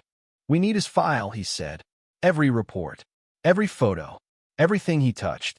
Marquez realized where he was going. Rowan, she whispered, you think he saw Emily vanish too? No, Rowan said quietly. I think he saw Samuel, and I think that's why he went missing. They left Helen's house in silence. The wind picked up as they walked to the SUV, carrying a faint tremor beneath it, a vibration neither wanted to acknowledge. Rowan reached into his pocket, gripping the bracelet. It pulsed once, harder than before, as if the ground beneath them was waiting, watching, remembering, calling them back. And Rowan understood the truth with terrifying clarity. The first shadow wasn't just a place. It was a witness, and now it wanted to testify. The wind chased them all the way back to the precinct, scraping sand across the asphalt like restless fingers tapping a warning in Morse code. Rowan kept one hand tight around the steering wheel while the other gripped the bracelet in his pocket, its faint vibration returning in irregular pulses, sometimes soft as a breath, sometimes sharp enough to feel like a warning. Marquez stared out the window, silent, tense, every exhale caught halfway between disbelief and dread. They didn't speak until they reached the darkened parking lot. Rowan killed the engine. The silence settled heavy and electric. Marquez finally asked, Do you hear it? Rowan shook his head. Hear what? That low pressure. She pressed a hand to her chest, like something's humming beneath the pavement. Rowan listened. There it was. Subtle, distant, but real. Not sound, sensation. He didn't answer. He didn't need to. They both felt it. a vibration crawling upward through the soles of their boots the moment they stepped out of the car. Inside, Rowan said, "Now." They hurried into the precinct, passing the night duty officers steeped in paperwork and stale coffee, unaware that something was shifting in the desert beyond their walls. Rowan and Marquez swept into the war room, pulled the deputy's old personnel file, and spread it across the table under the harsh fluorescent lights. Deputy Mark Leland, hired 1996, resigned 2001. Official cause: mental instability following a traumatic incident. Unofficial rumor: vanished from his home 2 weeks after leaving the force. Never found. Rowan flipped through the pages. Photographs, logs, patrol routes. Then he found something odd: an incident report dated 3 months before Emily disappeared. Leland had responded to a disturbance call on Route 160. Caller reported loud vibrations, shifting sand, and a figure near the ridge. Leland wrote that upon arrival, he found no suspect, no sound, nothing unusual, except a single detail. Soil displaced in a circular pattern. No animal tracks. No wind. Marquez leaned in. "That's the same pattern we saw today." Rowan nodded. "And the same pattern Samuel marked on his map." He turned to the next page. A handwritten note, unfiled, unsent, tucked behind a complaint form. The ink was shaky, as though written in fear. "It's not the girl. It's the place. It sees us. I won't go back." Marquez whispered. He was terrified. "No," Rowan said. He was haunted. He flipped again. There was a photograph, grainy, black and white, taken at night. Leland had snapped it near the ridge during a patrol. At first glance, it showed nothing but dunes and sky. But Rowan adjusted the lamp and angled the paper. A faint distortion shimmered on the ground. A ripple, a depression, like someone, or something, was pushing upward from beneath. Marquez stepped back. "Rowan, we shouldn't be in this alone. This is bigger than a cold case. This is unexplainable," Rowan finished. "I know, but who do we call? The state lab? Federal investigators? Geological survey? None of them are going to believe the ground moved. They'll shut us down before we get close. So what? We handle this ourselves." "We're already in it," Rowan said quietly. "We crossed that line the moment the ground responded." Marquez rubbed her temples. "This isn't a case anymore. It's something else." Rowan didn't disagree. He opened another file, one containing Leland's psych evaluation. The report mentioned insomnia, paranoia, fear of open spaces. But a note at the bottom caught Rowan's eye. Patient claims area around Silver Ridge exhibits behavior. Refuses to elaborate. Behavior. Not movement. Not sound. Behavior. The ground behaved. Rowan felt a chill settle into his bones. Marquez nodded slowly. He saw something he couldn't process. He saw the same thing Emily saw, Rowan said, and the same thing Samuel touched. He sat back, staring at the photos pinned across the board. Emily's smile frozen in a moment before vanishing. Samuel's crooked grin, the bracelet, the map, the fissure in the earth. "We're going back there," Rowan said softly. Marquez slammed her hand on the table. "No, not without a plan. We'll take seismic equipment." "We don't have seismic equipment." "Borrow it." Marquez exhaled sharply. "Rowan, why are you doing this? Why does this matter to you so damn much?" Rowan froze. His voice came out low and cracked. "Because I promised her mother I wouldn't let the case go cold again." Marquez softened. "Rowan, and because something out there is pulling in anyone who gets close. Emily, Samuel, Leland." He swallowed. "If we don't understand it, others will be next." Marquez paced, struggling between instinct and duty. "Fine, but let's think like detectives. Evidence, motive, opportunity. Does any of this fit?" Rowan looked at her. "We're not dealing with human behavior, so the framework changes." "Into what?" she demanded. Rowan didn't have an answer. At that moment, Officer Gale burst into the war room, breathless. "Detectives, you need to come to the lab. Now."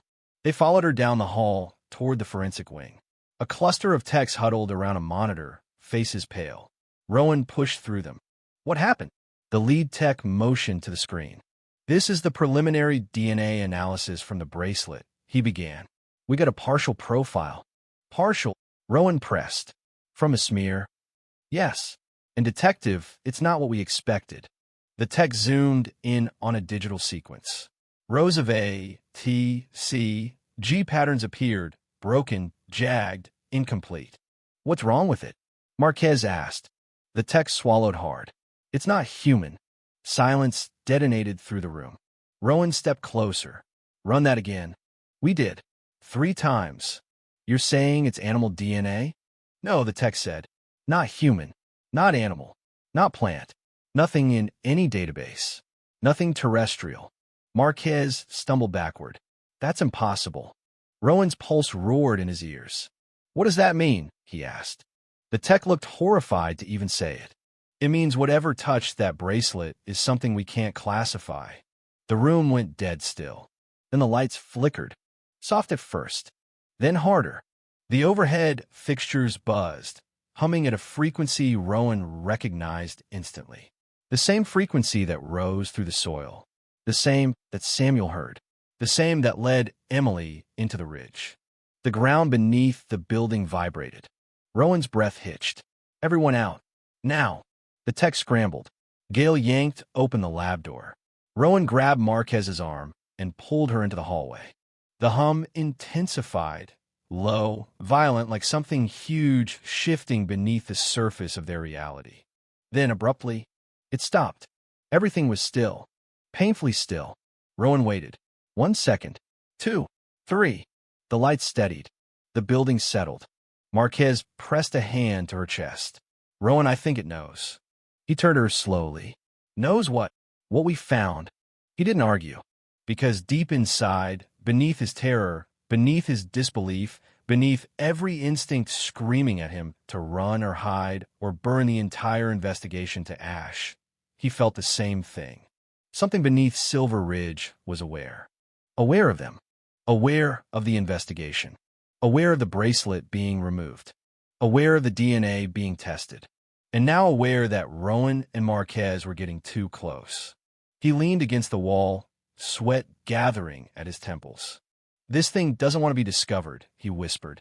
Marquez looked at him, voice barely audible. Then why is it drawing us in? Rowan shut his eyes. He already knew. It didn't take Emily because she was lost, he whispered. It didn't take Samuel because he was unstable. It didn't take Leland because he was afraid. He opened his eyes, dread hollowing his chest. It took them because they were near it during transition. Marquez's voice cracked. Transition into what? Rowan stared into the empty hallway as the lights flickered again, softly this time, like a breath, into whatever it's becoming. And in the darkness of the desert, miles away, the ridge hummed once. Long, deep, patient, like something waking up and stretching beneath the earth, waiting for the next person bold or foolish enough to cross its threshold. The precinct felt smaller after the hum, its hallways tighter, its fluorescent lights harsher, its walls thinner, like the building itself had shifted closer to the edge of something it couldn't comprehend. Rowan and Marquez stood in the corridor outside the forensic lab long after the techs evacuated, listening to a silence so sharp it felt engineered. Every instinct Rowan had screamed that the thing beneath Silver Ridge hadn't just reacted, it had checked. As if the hum wasn't random, but deliberate, a pulse sent outward to test where its name was being spoken. Marquez paced, rubbing her arms as though trying to warm herself. I'm not staying here tonight, she muttered. I'm not stepping foot in that lab again. Rowan didn't blame her. The building felt contaminated now, not by a pathogen, but by knowledge, by proximity, by awareness. Something had been touched. Something had awakened. He spoke quietly. We need the full DNA report. Marquez snapped. Why? So we can confirm what we already know? That whatever touched that bracelet isn't human? That Samuel wasn't lying? That Emily wasn't abducted, but pulled into the ground like a root system gone rabid? Her voice cracked. Rowan, this isn't a case anymore. This is a countdown. Rowan stared at her. A countdown to what? Marquez didn't answer. She walked to the window instead, staring at the dark parking lot, the faint silhouette of desert ridges in the distance. But Rowan could see her reflection in the glass, her pupils too wide, her jaw trembling. She was cracking. He didn't have the luxury of doing the same. Gale approached them cautiously. Detective Chief wants a briefing. Marquez barked a laugh with no humor in it. He's not ready. Gale swallowed. He insists. Rowan nodded once. Fine. They followed her to the chief's office. Chief Dalton sat behind his desk, lit only by a desk lamp, his face carved with fatigue and irritation. He gestured them inside without standing. You two caused a power outage in the lab, he said. You triggered an evacuation, and I have techs who swear the building shook. Start talking. Marquez opened her mouth, but Rowan stepped forward first. Chief, the DNA from the bracelet didn't match any human profile. Dalton frowned. Meaning what? Meaning it matched nothing in the database. Nothing animal either. Nothing terrestrial. Dalton stared at him. You're telling me the bracelet from a missing girl was touched by what? An alien? Rowan didn't flinch. I'm telling you the profile isn't recognizable by any known biological classification. Dalton's laugh was short and sharp. This is absurd. This is garbage. You're both working too many hours. Marquez interrupted, voice trembling but firm. Sir, the ground at the ridge moved. It reacted when Rowan touched it. Something is under there. Dalton's expression hardened. That's enough. Rowan took a step forward. Chief, I said enough. Dalton exploded, slamming his fist onto the desk. Papers jumped. I'm shutting this investigation down. Effective immediately. Marquez stared at him in horror. You can't do that. I just did. He pointed at them. Hand over your badges until I can reassign you. You're compromised. Unstable. You're chasing ghosts because a 24-year-old case scratched open an old wound. Rowan felt the blood drain from his face. You don't understand. And I'm not going to, Dalton said, because you both need rest, not hallucinations. Marquez's voice dropped to a whisper. Chief, if we stop now, someone else is going to vanish. Dalton stood slowly, towering over them. Get out. Rowan didn't move. Dalton's tone sharpened like a blade. Get out before I make this permanent. Rowan and Marquez stepped into the hallway in cold silence. Gale closed Dalton's door with a wince. Rowan stared at the floor. He won't listen. Marquez shook her head. He doesn't have to. This isn't about policy anymore. It's about survival. Rowan said nothing, because he already knew what they had to do next, and it wasn't waiting for permission. They returned to the war room and locked the door. The room felt like a bunker, lit only by the soft glow of the desk lamp Rowan flicked on. Maps, photos, evidence. Everything sprawled across the table like a crime scene of its own. Marquez leaned against the wall, arms folded tight. We need allies. Rowan nodded. Someone who understands terrain. And fear. You mean Harold Vance. Rowan met her gaze.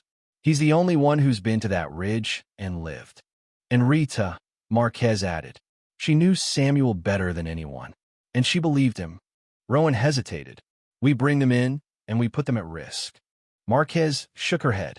They're already at risk. Rowan couldn't argue. Before leaving, he grabbed the evidence photo of the symbol etched into the soil. He stared at it, that curved mark, that crescent shape, that downward arc. What does it mean? He whispered. Marquez stepped closer. It looks like a door. Rowan turned to her sharply. A door to what? Her answer was quiet. A place the ground opens. They drove to Harold Vance's home first. The old ranger opened his door before they even knocked, as though he'd been standing behind it all night, waiting for them. You felt it, didn't you? Vance said, eyes hollow. Rowan didn't ask how he knew. We need your help. Vance grabbed his jacket without another word. They drove next to Rita Delmont's trailer. She sat on the porch, cigarette burning low, a small suitcase at her feet. I had a feeling, she said. If you're going back out there, you're not leaving without me. They didn't argue. The four of them sat inside Rowan's SUV, desert wind howling around the metal frame. Rowan briefed them quickly, Dalton shutting the investigation down, the DNA test, the ground movement. Vance only nodded. The ridge doesn't like to be ignored. Rita shivered. It's hungry. I can feel it. Rowan didn't want to ask, but he did. Feel what? She met his eyes. The same thing Samuel felt right before he disappeared. Marquez tightened her grip on her seatbelt. We need to see the ridge again. At night. Rowan started the car. The moment they hit the highway, the bracelet in his pocket pulsed hard, twice. Vance inhaled sharply. It knows we're coming. And Rowan believed him. The ridge loomed out of the darkness like a wound in the earth. The moonlight carved thin silver lines across the desert floor, illuminating the basin from a distance. Rowan killed the headlights and parked far enough away that no beam would touch the blackened circle. They stepped out. The desert was colder tonight. Still, predatory. Marquez whispered, "It's quiet." "No," Vance said. "It's listening." Rowan stepped forward, the bracelet clutched in his hand. The basin appeared as a dark oval against the pale earth, a void surrounded by shifting shadows. The hum started immediately. Soft, constant, not rising, waiting. Rita wrapped her arms around herself. "This is where it took her." Rowan whispered, "This is where it opened." They approached the edge. The soil looked untouched since earlier, but Rowan felt it moving again, deep beneath like something pacing below, a thin sheet of skin. Marquez crouched. Rowan the symbol. It was there again, formed in dust, perfectly shaped. But this time, something else was beside it. A second mark. A vertical line. Rowan's blood ran cold. Two symbols now. Vance's voice cracked. "It's counting." Rita let out a small sob. "Counting what?" Vance whispered the answer. "Victims." Rowan straightened abruptly. "We need to leave. Now." But before they could move, the ground beneath their feet shifted, a soft, slow inhale. Then, a whisper. Not human, not wind. A voice made of vibration, rising from below. "He is near." Marquez staggered back. Rowan. The ground rippled, and something pushed upward, distorting the soil. A shape. Rowan grabbed Marquez and Rita and shoved them backward. Vance froze, staring at the rising bulge in the center of the circle. The soil broke. A hand emerged. Not skeletal, not decomposed. Preserved. Perfect. And impossibly still. A human hand reaching for the sky. Rita screamed. Marquez pulled her back. Vance whispered, voice trembling, "It's Samuel." Rowan shook his head violently. No, it isn't." Because the hand moved. Not upward. Sideways. Searching. Reaching. Feeling. Alive. The ground convulsed. The hum surged into a deafening roar. Rowan shouted, "Back to the CAR now." But the hand wasn't alone. Another shape rose beneath the soil. Something larger. Something fluid. Something that didn't belong to the shape of a man at all. The earth cracked open, and something began to crawl out. Vance whispered a final sentence before Rowan dragged him away. "It isn't returning the missing." He pointed with shaking hands. "It's calling them back." And as the ridge came alive beneath their feet, Rowan understood the truth he had been afraid to name.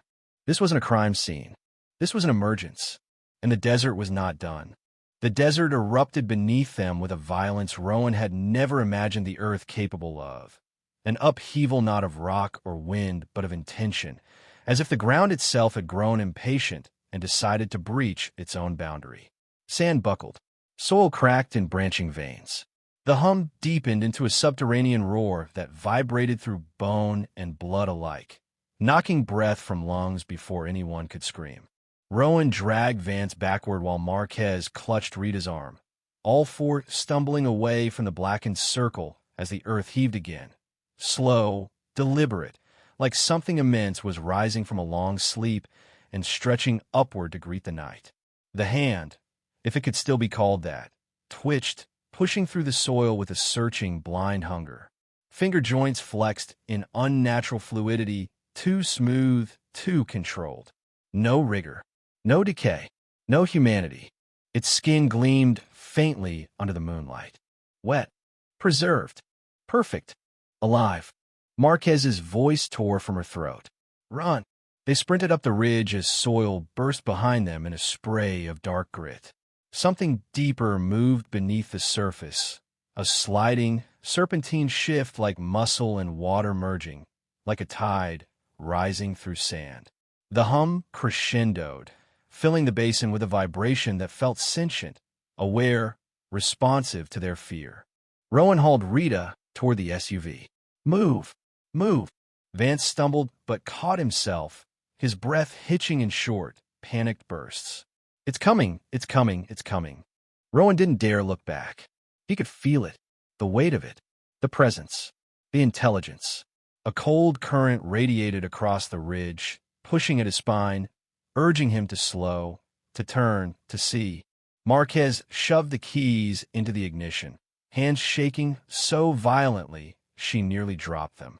Rowan threw Vance into the back seat and slammed the door. Rita climbed in after him, sobbing, clutching her suitcase like a lifeline. Marquez started the engine. The ground behind them split open. Rowan looked through the rear window and froze. A shape rose from the basin. Not a person, not an animal. Something between the two and neither. A silhouette emerging through shifting layers of sand and darkness, its form blurring as though still being born from the earth itself.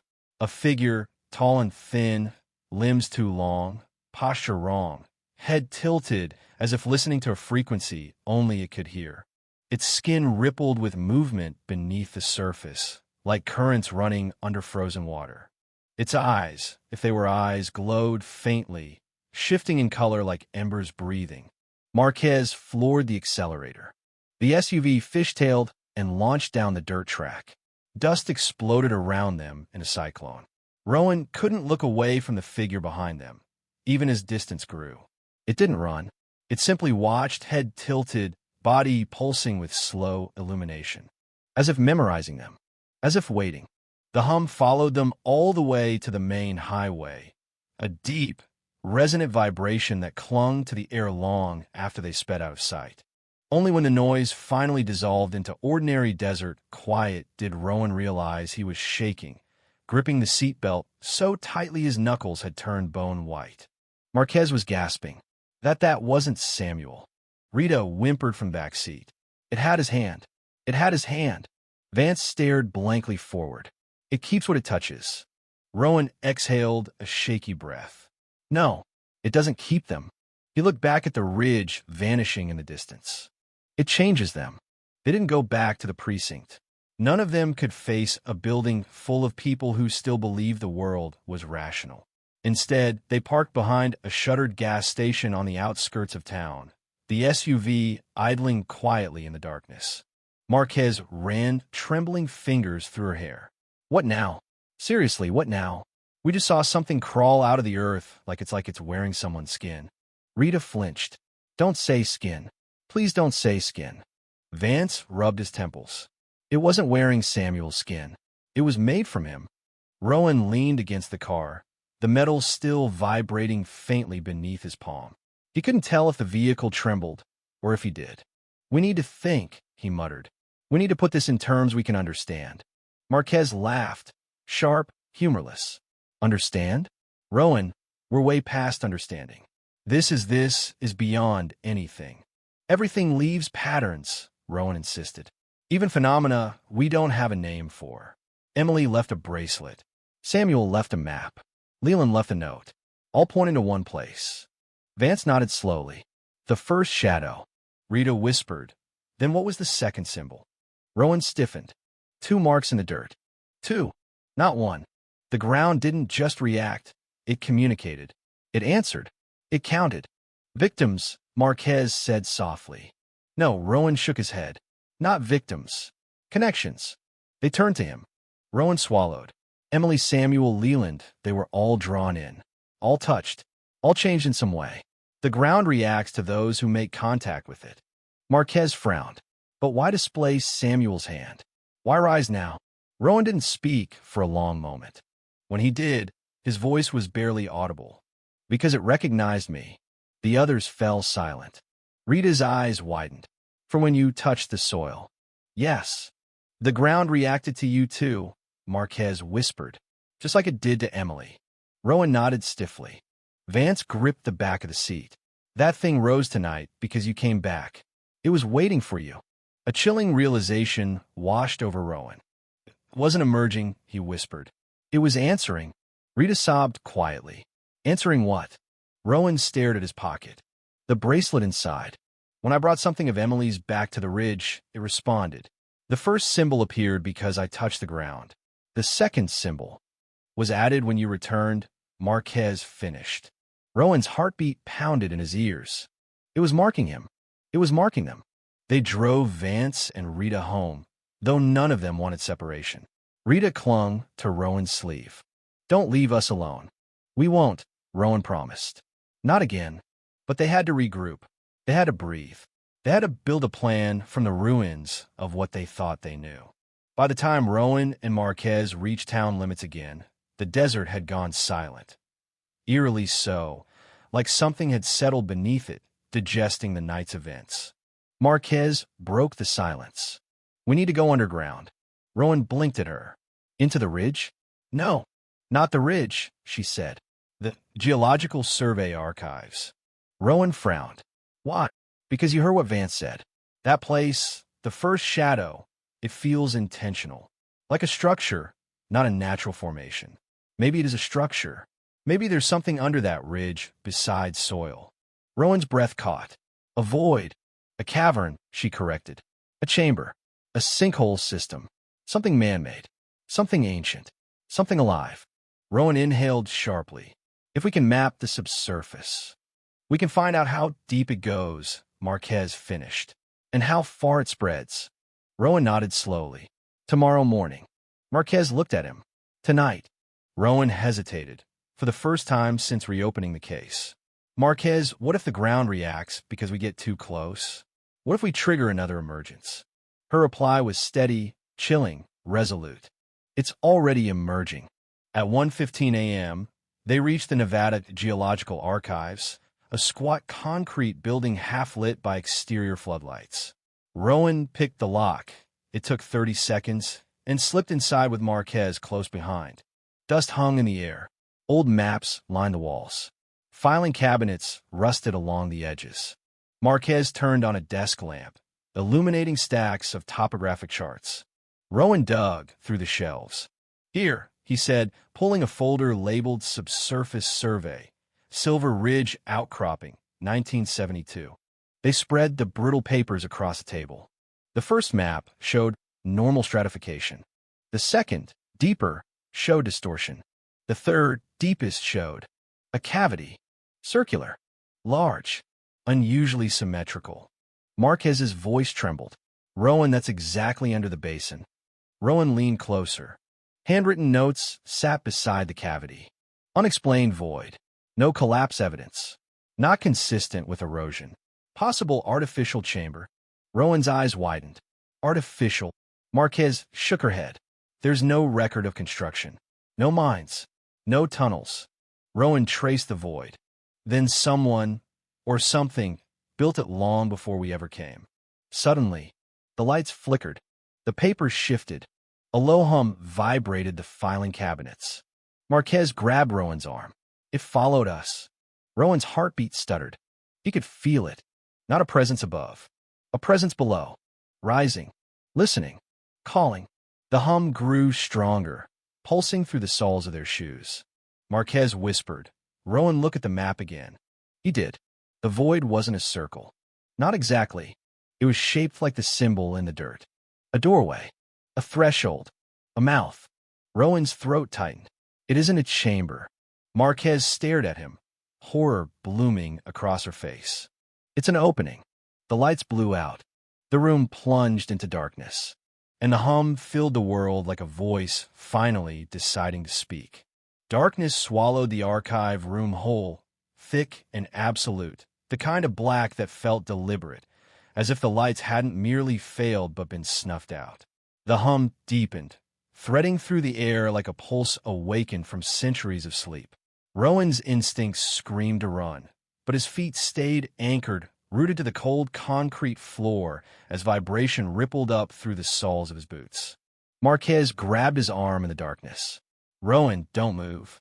He couldn't see her, but he could feel her trembling.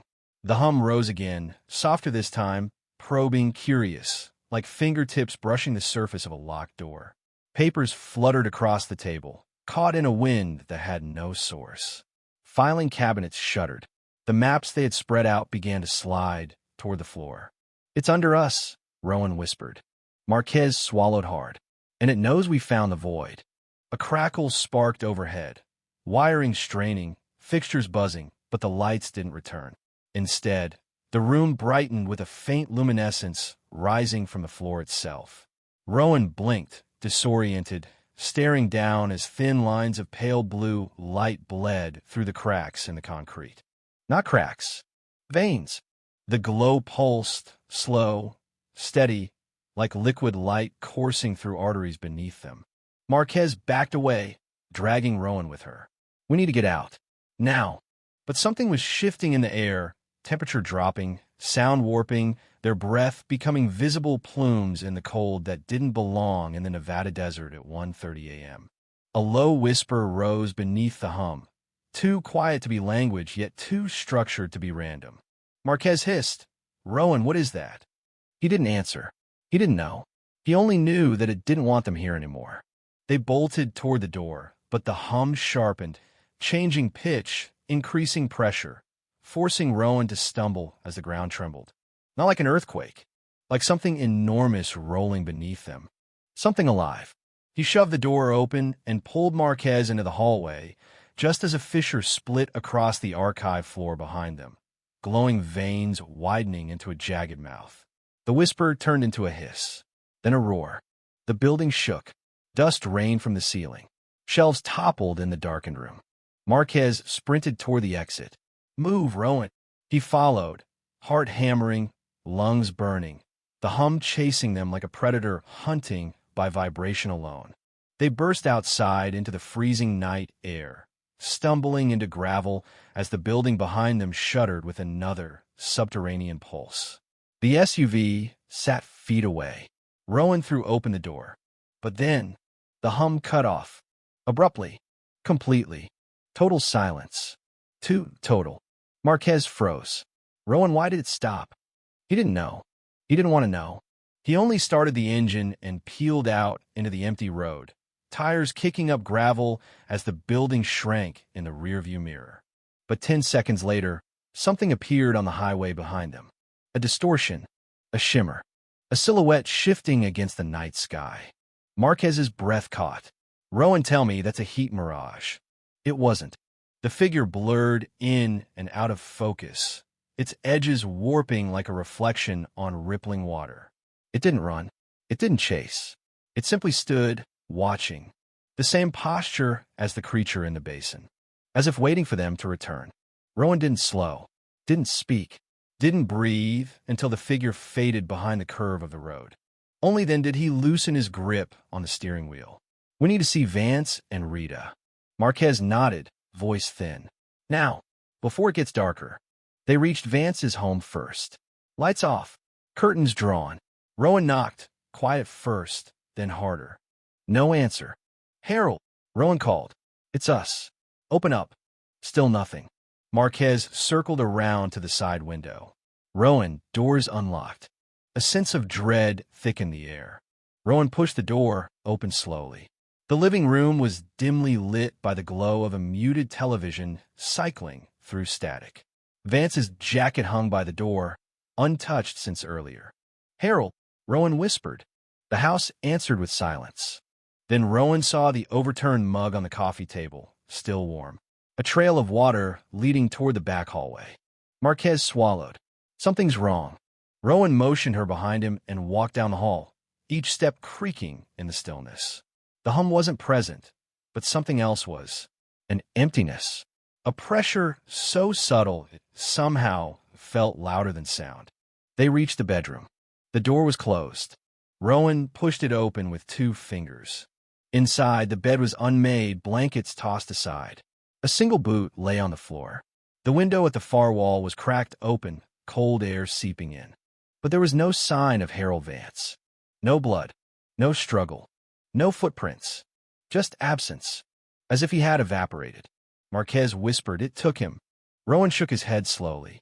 "Not here, not inside. If it took him, it did it outside." He stepped toward the open window, leaning out into the night. Footprints, deep, fresh, leading away from the house.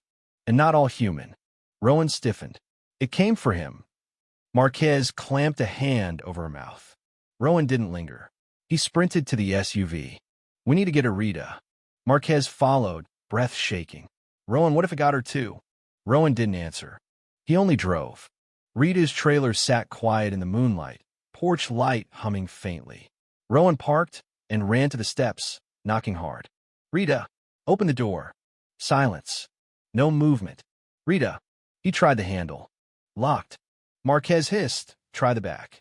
They circled around, flashlight beams slicing through the shadows. A rusted lawn chair. A cracked birdbath. A patch of disturbed sand. Rowan froze. Not a footprint. A drag mark, like someone being pulled. The trail led to the back door. Rowan lunged for the handle. Unlocked.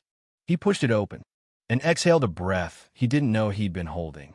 Rita sat on the floor, back against the wall, clutching her suitcase, shaking uncontrollably. She hadn't been taken. Not yet. But the terror in her eyes told them she had come close. Marquez knelt. Rita, what happened? Rita's lips quivered. Something was outside. I felt it. The ground under my trailer, it moved. Rowan whispered, did it try to come in? Rita nodded. It was calling my name, in Samuel's voice. Marquez paled. Rowan knelt beside her. Listen to me. You're safe now. It can't get you here. But he didn't believe that. Not for a second. Rita grabbed his sleeve. It doesn't want me. It wants you. Rowan's heartbeat stumbled. Why? Because you touched it, she whispered. You woke it. It's following you now. Marquez looked at Rowan, horrified. Rita continued, voice rising, nearly hysterical. Samuel tried to resist it. Leland tried to run from it. Emily tried to fight it. But you. She pointed a trembling finger at Rowan's pocket. You carry something it recognizes. The bracelet. Rowan pulled it out slowly. It vibrated, harder than before, almost violently. Rita sobbed. Throw it away. Throw it away, or it'll know exactly where to find you. Rowan stared at the bracelet, at the object Emily had worn the night she vanished, at the only piece of her that had resurfaced. No, Rowan whispered. This is how we find out what happened to them. This is how it finds you, Rita screamed. Marquez stood. Rowan, we have to go. He nodded, but before they reached the door, the ground rumbled. Softly, then again, a third time stronger. Rita shrieked, scrambling back. Marquez pressed against Rowan. Rowan, it's here. The vibration intensified, shaking the trailer walls, rattling dishes, knocking a lamp to the floor. Rowan grabbed Rita's arm. To the car now. They bolted outside, the soil trembling beneath their feet like a heartbeat rising to a fever pitch. They reached the SUV just as a fissure split the driveway behind them, a thin, jagged line glowing faintly blue. Marquez dove into the passenger seat. Rowan shoved Rita in the back and slammed the door. He floored the gas. The fissure widened as they sped away. Rita sobbed into her hands. It won't stop. It won't stop until you come back. Marquez looked at Rowan. Is she right? Rowan didn't answer. He didn't have to, because in his pocket the bracelet pulsed again, once, twice, 3 times. Not random. Not reactive. Rhythmic. A sequence. A message. Marquez whispered. What does that pattern mean? Rowan exhaled shakily. It isn't counting victims. He swallowed. It's counting down. The bracelet wouldn't stop pulsing. 3 beats. A pause. 3 beats. A pause. Not frantic. Not panicked. Precise, like a metronome, keeping time for something preparing to move. Rowan gripped the steering wheel with one hand and the trembling metal with the other, sweat gathering in the hollow of his palms. Every pulse traveled into his bones, into the base of his skull, into the memory of the ground rising beneath them at the ridge. Rita sobbed softly in the back seat, rocking, whispering Samuel's name like a prayer sharpened by fear. Marquez stared straight ahead, breath tight, fighting the instinct to scream. They tore down the highway, headlights carving a trembling path across the empty desert. Rowan, Marquez whispered, if that bracelet is counting down what happens at 0. Rowan didn't respond. He couldn't, because every instinct told him one thing. When the countdown ends, the ridge opens again. He forces focus onto the dark road ahead. We're not waiting to find out. We need help. Marquez let out a bitter laugh. From who? The chief thinks we're delusional. The state lab will lock us up. If we walk into any agency talking about vibrating soil and reanimated limbs.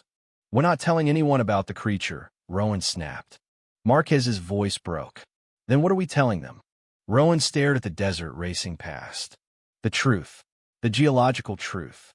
The void beneath the ridge. The ground movement. A possible cave-in hazard. Enough to get a team out there. She blinked. A team of what? Geologists? Rescue workers? Rowan, if we bring people there, we're leading them straight into... I know. Rita pressed her forehead to the window. It won't take them. It only takes the ones who hear it. Rowan closed his eyes for a moment. The hum. The symbol. The voice beneath the earth whispering he is near. It wasn't calling everyone. It was calling him. They didn't return to the precinct. Instead, they drove toward the only place still open at this hour that could run radar imaging without oversight. The small community college campus 20 miles away. Their geology department had outdated equipment, but still enough for subsurface scanning.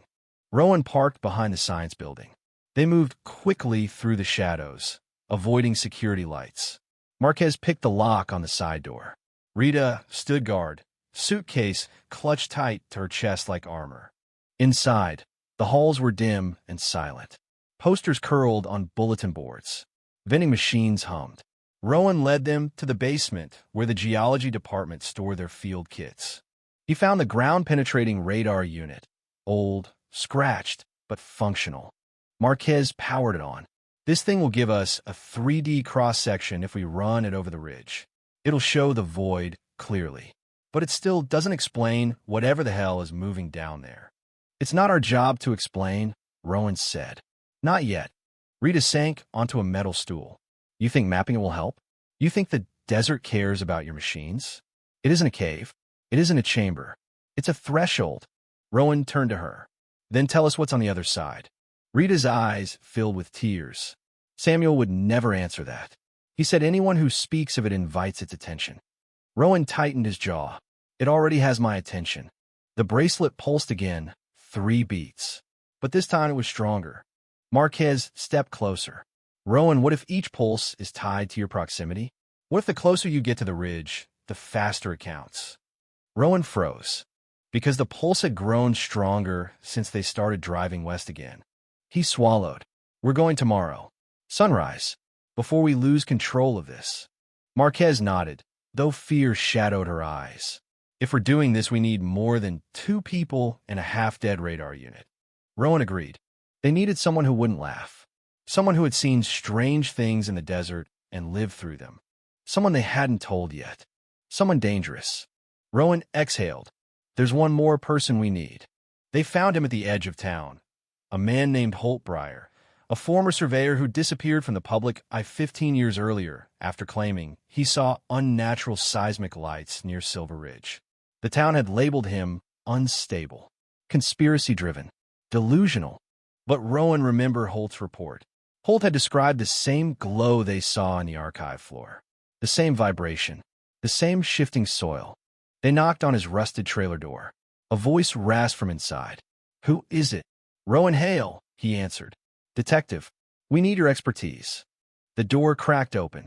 Holt's eyes were sunken, pupils too large, face unshaven, expression fixed in the twitchy fear of someone who had lived too long in anticipation. You shouldn't have come here, Holt murmured. It felt you crossed the ridge earlier. The hum went through the whole basin. I felt it from miles away. Rowan and Marquez exchanged glances. Holt stepped back. Come in. Quickly. Inside, the trailer was cluttered with sketches, topographical maps, and endless lines of numbers scrawled across sheets of paper. Holt shut the door and breathed out. It's waking, isn't it? Rowan didn't waste time. You saw this years ago. The ground movement. Not movement, Holt whispered. Breathing. Marquez shuddered. Breathing what? Air. Sand. Sound. People. Rita whimpered. Holt grabbed a stack of papers and thrust them toward Rowan. I try to warn them. The void isn't passive. The soil there isn't just shifting, it's reorganizing. Like a muscle. Rowan stared at the sketches. They showed a shape beneath the ridge. A circular cavity. Then branching tunnels. Then something else. Something like tendrils expanding outward. Connecting. Reaching. Holt lowered his voice. When it wakes fully, those tunnels will reach the surface. Marquez stepped back.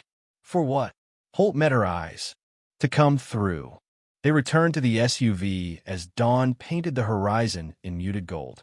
Holt came with them, clutching his maps like a lifeline. The four of them, Rowan, Marquez, Rita, Holt, sat in silence as the desert exhaled cold morning air around them. Rowan watched the sun rise over the ridge. The bracelet pulsed again. 3 beats. A pause. 3 beats. A pause. But the desert didn't hum. Not yet. Not until Rowan stepped out of the car. He opened the door. The pulse in the bracelet doubled. Marquez hissed. Rowan, stop. Too late. The ridge vibrated, so softly it could have been imagination. But it wasn't. Holt whispered, "It senses you." Rowan stepped forward. The basin stretched before them, still in shadow, still looking like nothing more than an unbroken patch of earth. But he knew better now. He knew what lay beneath.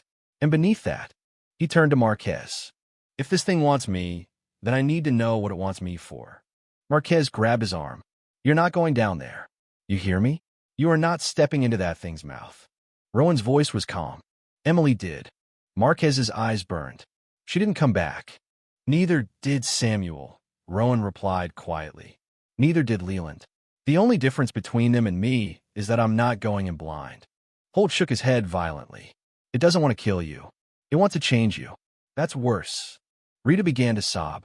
"Please, Rowan, don't answer it." Rowan stared at the basin, at the place where the hand had risen, at the place where the ground pulsed like a throat preparing to swallow. "We're scanning it first," he said. "We're mapping every inch. Then we decide." Marquez exhaled slowly. "Okay, but we do it together." They stepped to the ridge. Holt calibrated the radar. Marquez adjusted the antenna. Rita stood back, clutching her suitcase, whispering Samuel's name like a warning. And Rowan held the bracelet and waited. The radar beeped. A low hum grew beneath their feet. Holt stared at the screen and went white. "Oh God," he whispered. "Rowan, this isn't a void anymore." Marquez leaned over. Her breath hitched. The radar showed movement. Large movement.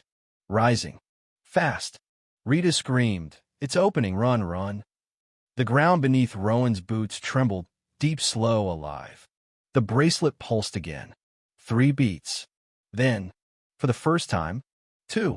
Rowan froze. Marquez's voice broke into a terrified scream. "Rowan, that's not a countdown." But she never finished the sentence, because the earth split open beneath them with a sound like the world exhaling.